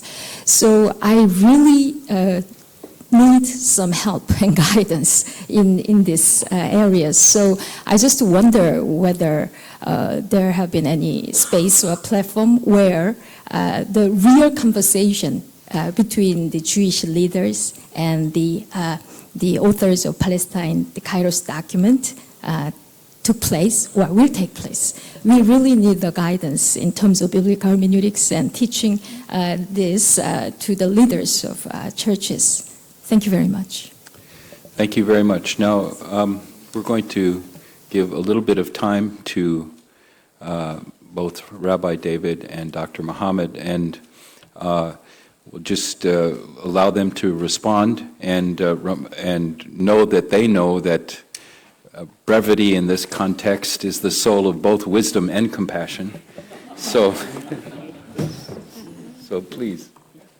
Do you want to go first, Mohammed? Well, Judaism comes first. Okay. Well, I also hope that Berit will have an opportunity to address some of the questions as well. Very briefly, I'm just going in order here.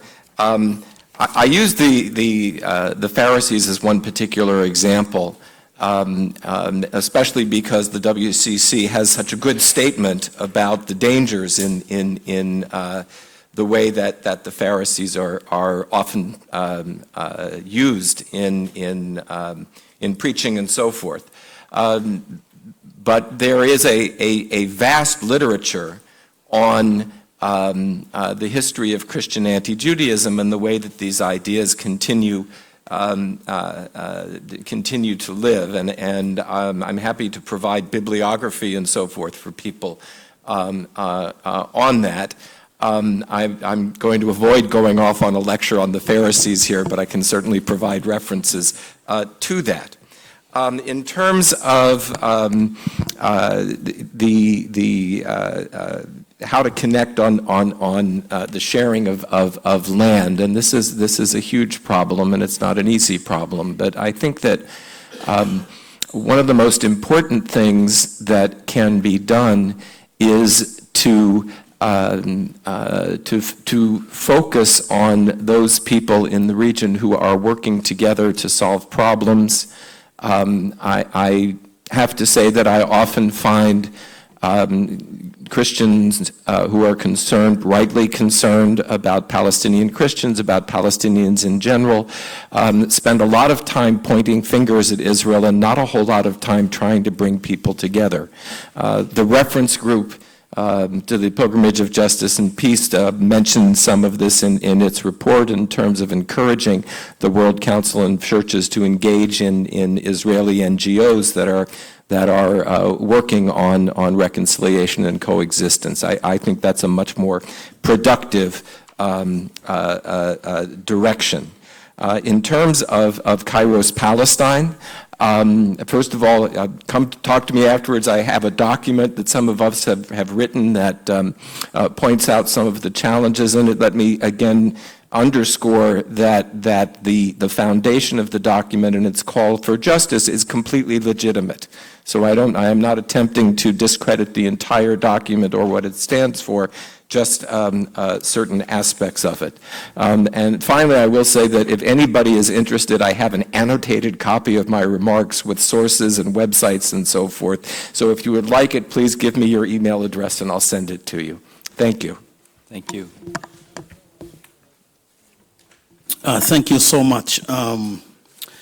So a number of questions here, and let me talk about the implementation of the Marrakesh Declaration.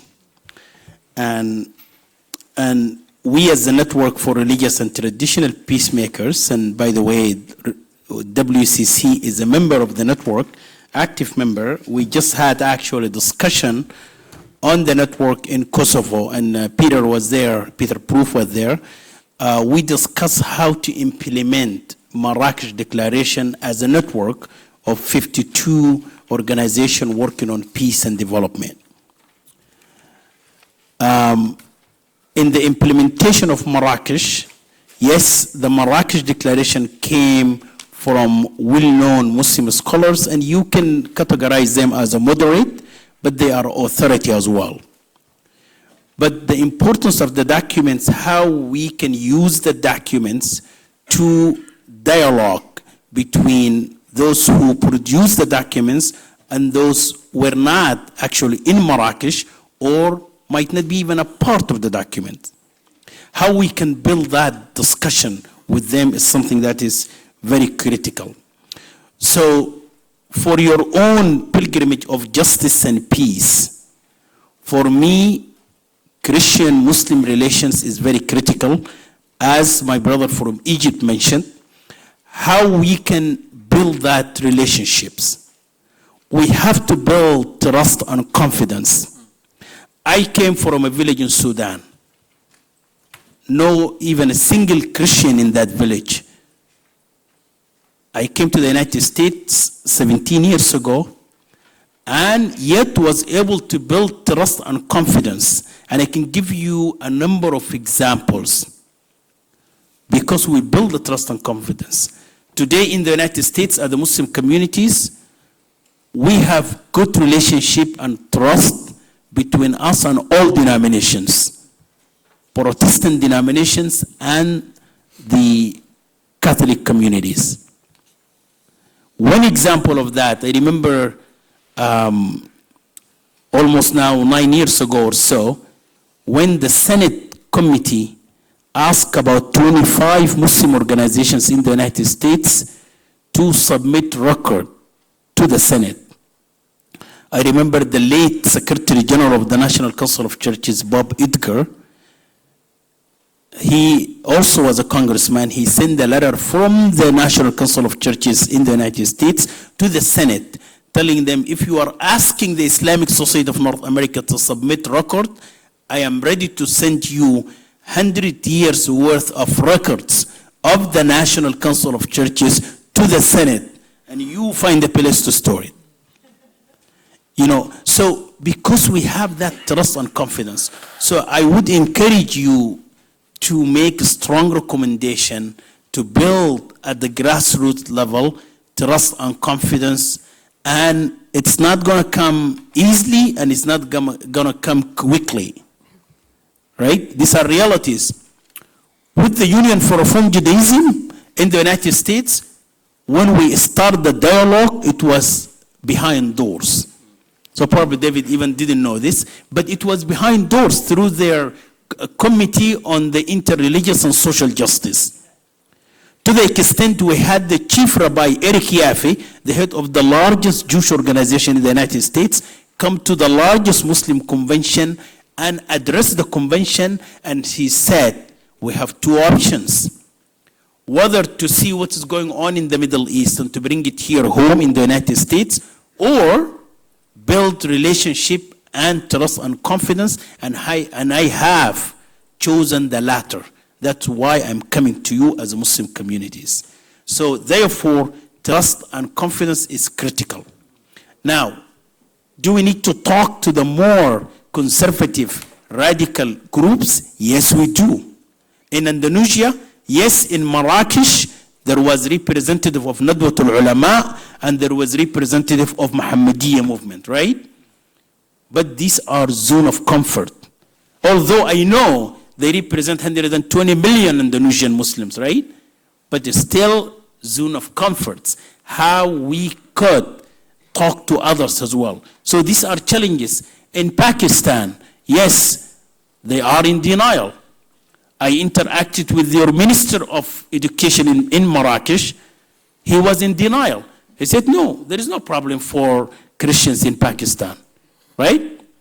But yet we had Justice Taqi Uthmani, we had others in Marrakesh, right? But how we can educate our own people in the Muslim communities. That's why I wanted to see how we can interact with the ulama of Pakistan under Sheikh Ashrafi, the head of ulama, to discuss Marrakesh. Because we need the Muslim communities to own Marrakesh first. Then we can have that kind of interreligious dialogue and discussions. So I mentioned, and this is an answer to the first question, that the Quran as the sacred book, we believe in it, and we also believe that it's not obligated. But at the same time, the Quran is valid, and we have to make sure in what context and circumstances some of the verses were revealed. These verses might be valid at the time of the Prophet. They're not valid today in our time. We need to have that discussion and interpretation.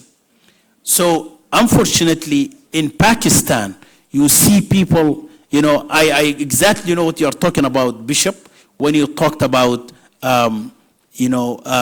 the abuse of the women in Pakistan. I saw demonstrations in Pakistan 2 weeks ago, right? Talking about this issue, right? Taking a side of a very extreme interpretation of the Quran, which is not valid today. That's happening. So how to engage them? It remains a challenge for us. The role of media, and I'm going to finish by this. The role of media.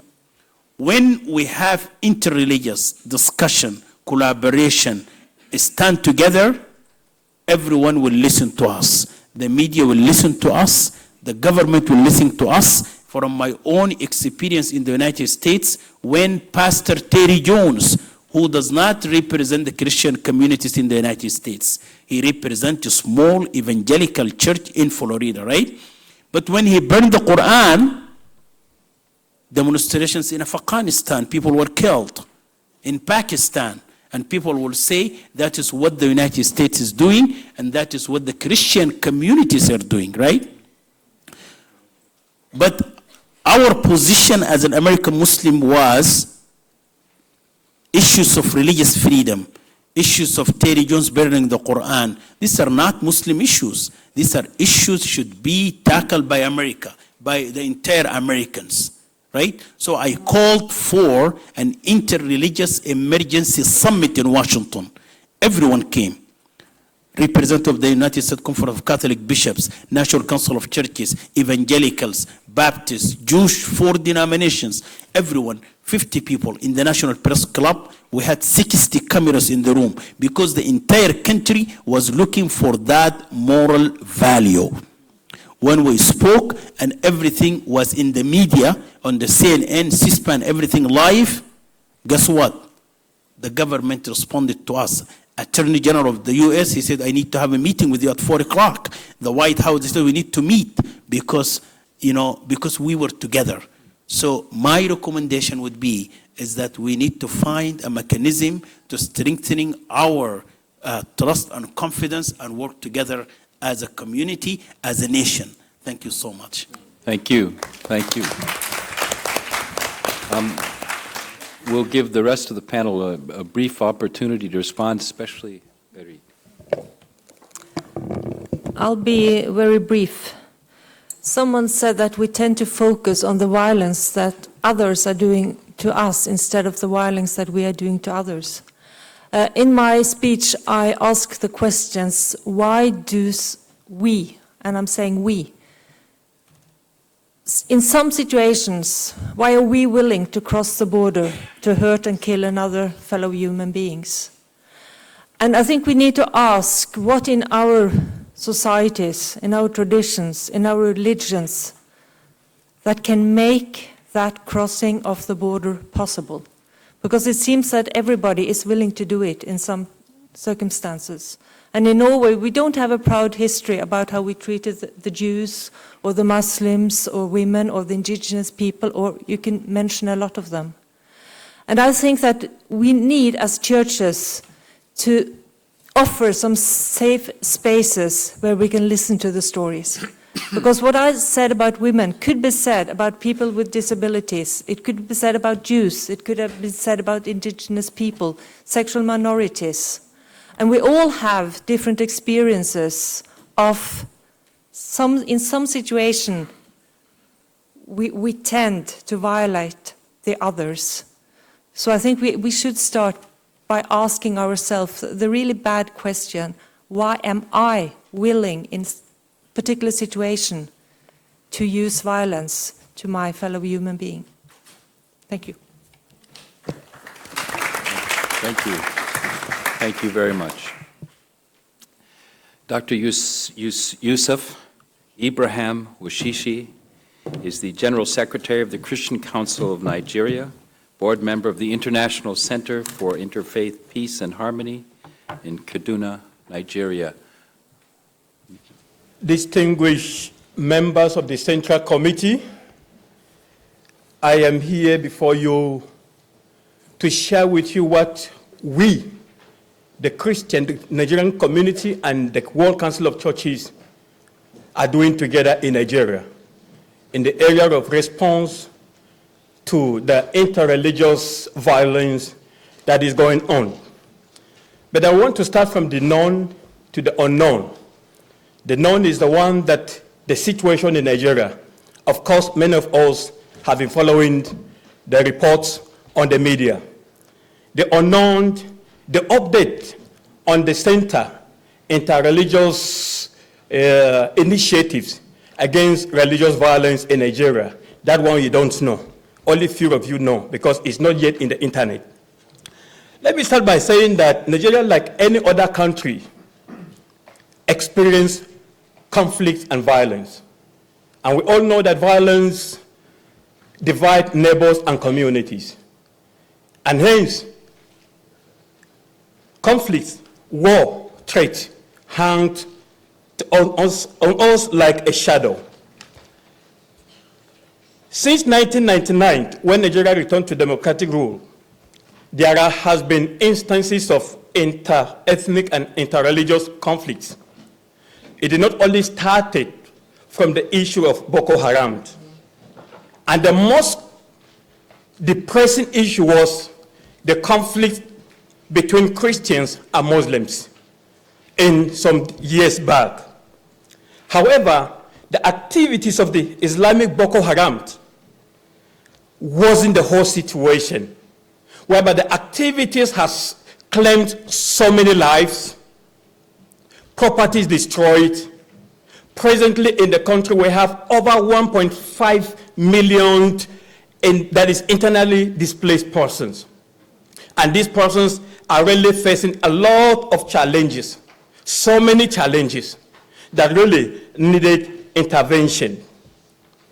Nigeria, as we know, has a population of about 177 million, and then at the same time has over 250 ethnic groups that share similarities and differences in the country. And also Nigeria in sub-Saharan Africa has the highest concentration of Muslims, also share boundaries with countries with high population of Muslims. In Nigeria, it is very important for you to note that we have been hearing a lot about the activities of Boko Haram, but I want to share with us that the present administration has really made a lot of commitment. And the military are now taking over, almost having upper hands over the activities of Boko Haram. Nearly all the villages that were captured by the insurgency have been taken over by the Nigerian military. And many people are now moving back to their homes. But the question still remains, where will they find these homes after the homes have been destroyed? Another recent challenge in Nigeria is the recent activities of Fulani herdsmen becoming a national security challenge. We, in the past, know that the Fulani who take care of their cattle, their cows, use sticks. But today, they use sophisticated weapons. And in a small disagreement with the communities, they attack the farmers, they attack the communities, they kill a lot of people. The activities has resulted to loss of lives, which is also a challenge to the Nigerian society. Religion, way of war or path to peace. As Christians in Nigeria, it is our obligation, it is our obligatory responsibility to respect our religions differences while forging peaceful bonds. Our relationships to one another as human beings mean our relationships among ourselves and also in the relationship to coming generation. We are convinced that one, the way and manner we serve all people and their need for justice and peace, not minding their race, ethnicity, orientation, religion, generation, or gender greatly determine our faithfulness to God and tradition. We are also convinced that too, that our legacy as Christians is not that of destruction or leading God's creation to war, but towing the path of peace that will ensure continuity of human race. And because of this, we work in optimism, collecting that various groups that makes up Nigeria before now has coexisted. I am from the north. We have lived with Muslims. We have, relate with Muslims freely. But the issue now, what has gone wrong? So all our effort today is to now find out that answer. What has gone wrong that things have changed? The WCC Interreligious Initiative Against Religious Violence in Nigeria. In May 2012, the World Council of Churches, led by the General Secretary and the Royal Jordanian Al-Abaid Institute Rabbi, led a high-level interfaith solidarity journey, visited Abuja, Kaduna, and Jos. The main focus, the main objective, one of the major objectives of their visit was to demonstrate an international model of Muslims and Christians working together in an interreligious engagement aimed at fostering peace and harmony between people of different religions. If we look down, that is a picture, a photo of the interfaith delegation that visited Nigeria in 2012. At the end of their visit, there were some findings. The delegation observed the following, that there are numerous causes and key factors behind the interreligious tension and crisis in Nigeria. Some of these things include religion, political, economic, social, and legal. And in confronting any of this, it is not very possible for you to put one of these aside. You have to approach it collectively. And then the delegation made a recommendation. One of the recommendations was establishment of monitoring center. The function of the center was or is to provide a passive neutral space where incidents of violence, particularly those with a religious dimension to them, could be recorded and acknowledged. To facilitate the sharing of stories, allow the voices of those who feel themselves voiceless to be heard and recorded. To assist with the collecting of accurate data and incident of violence in Nigeria. Follow up to this recommendation, 2 consultants were sent to Nigeria, a Muslim and a Christian, were contracted and sent to Nigeria from 23rd August to 12th September to carry out a feasibility study for the proposed interfaith center. The consultants visited Kaduna, Jos, and Lagos, Abuja. And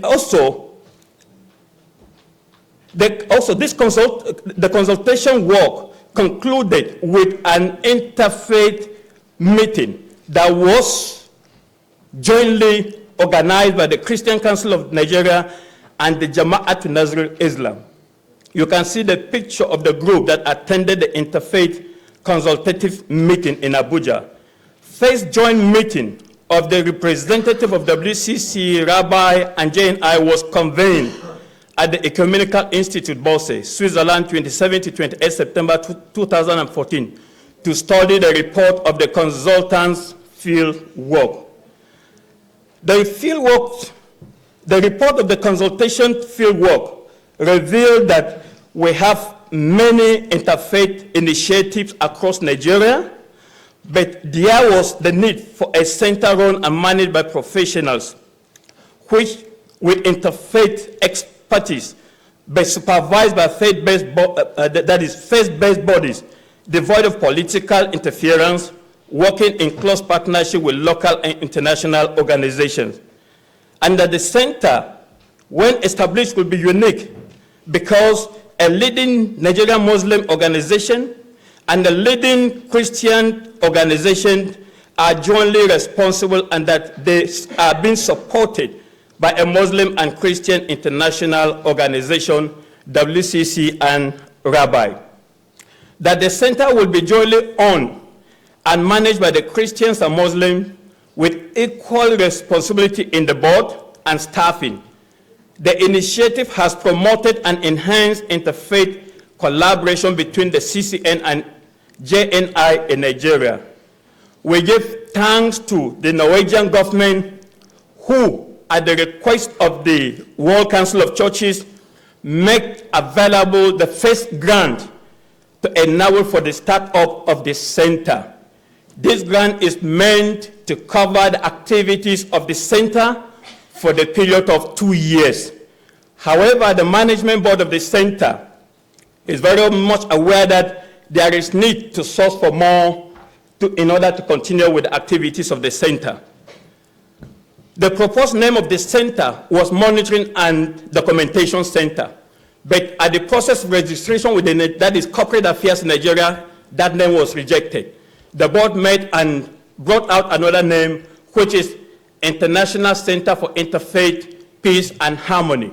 That name has been accepted, and the process of registration is ongoing.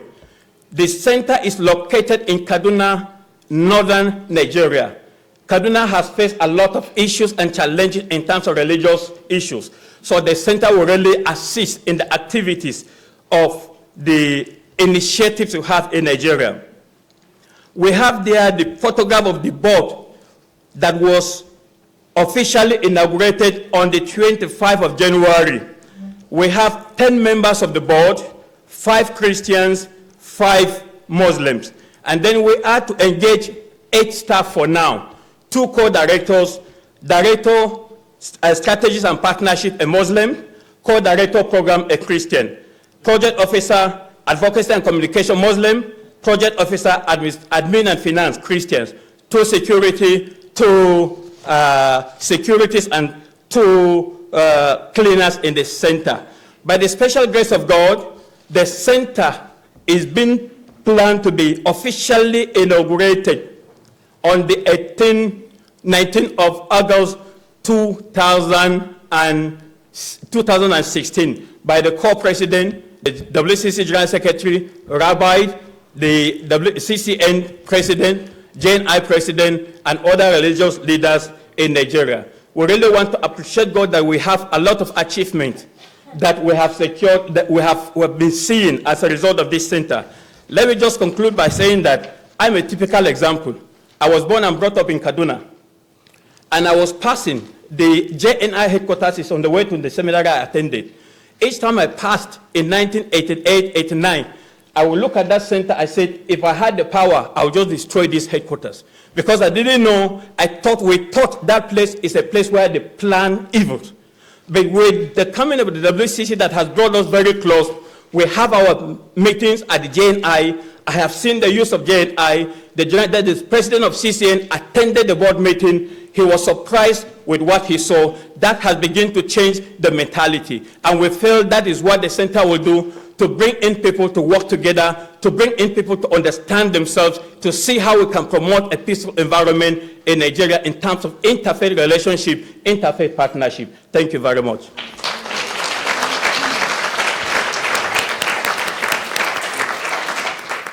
Thank you very much. We're almost to the end.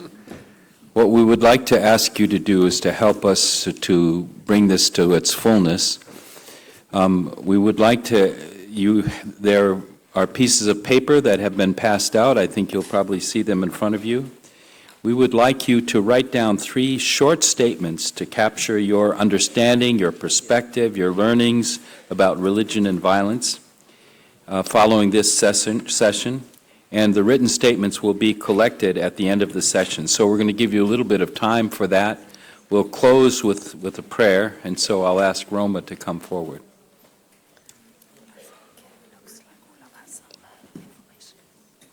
Okay, yes.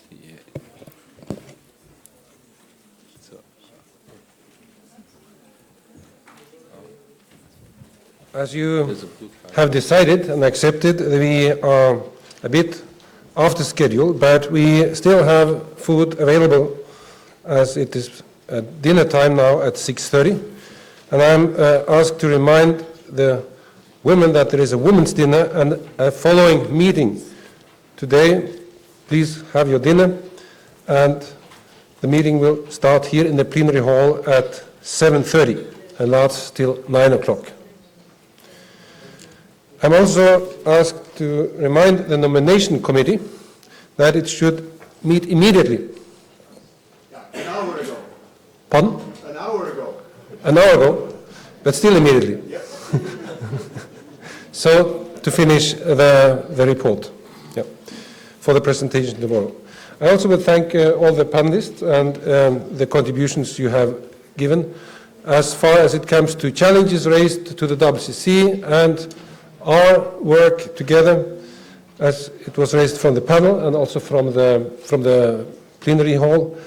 I would say let us reflect on this, and we will, in also the coming days, respond to this in different ways. But it's definitely also food for thought in our reflections, in our work, far beyond this meeting.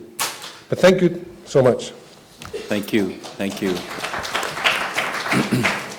Again, thank you so much, everyone, for your patience, your forbearance. We appreciated it. We appreciate it very much. And please make your 3 statements, and so that we can collect them and have them. Roma, would you come and close us with prayer?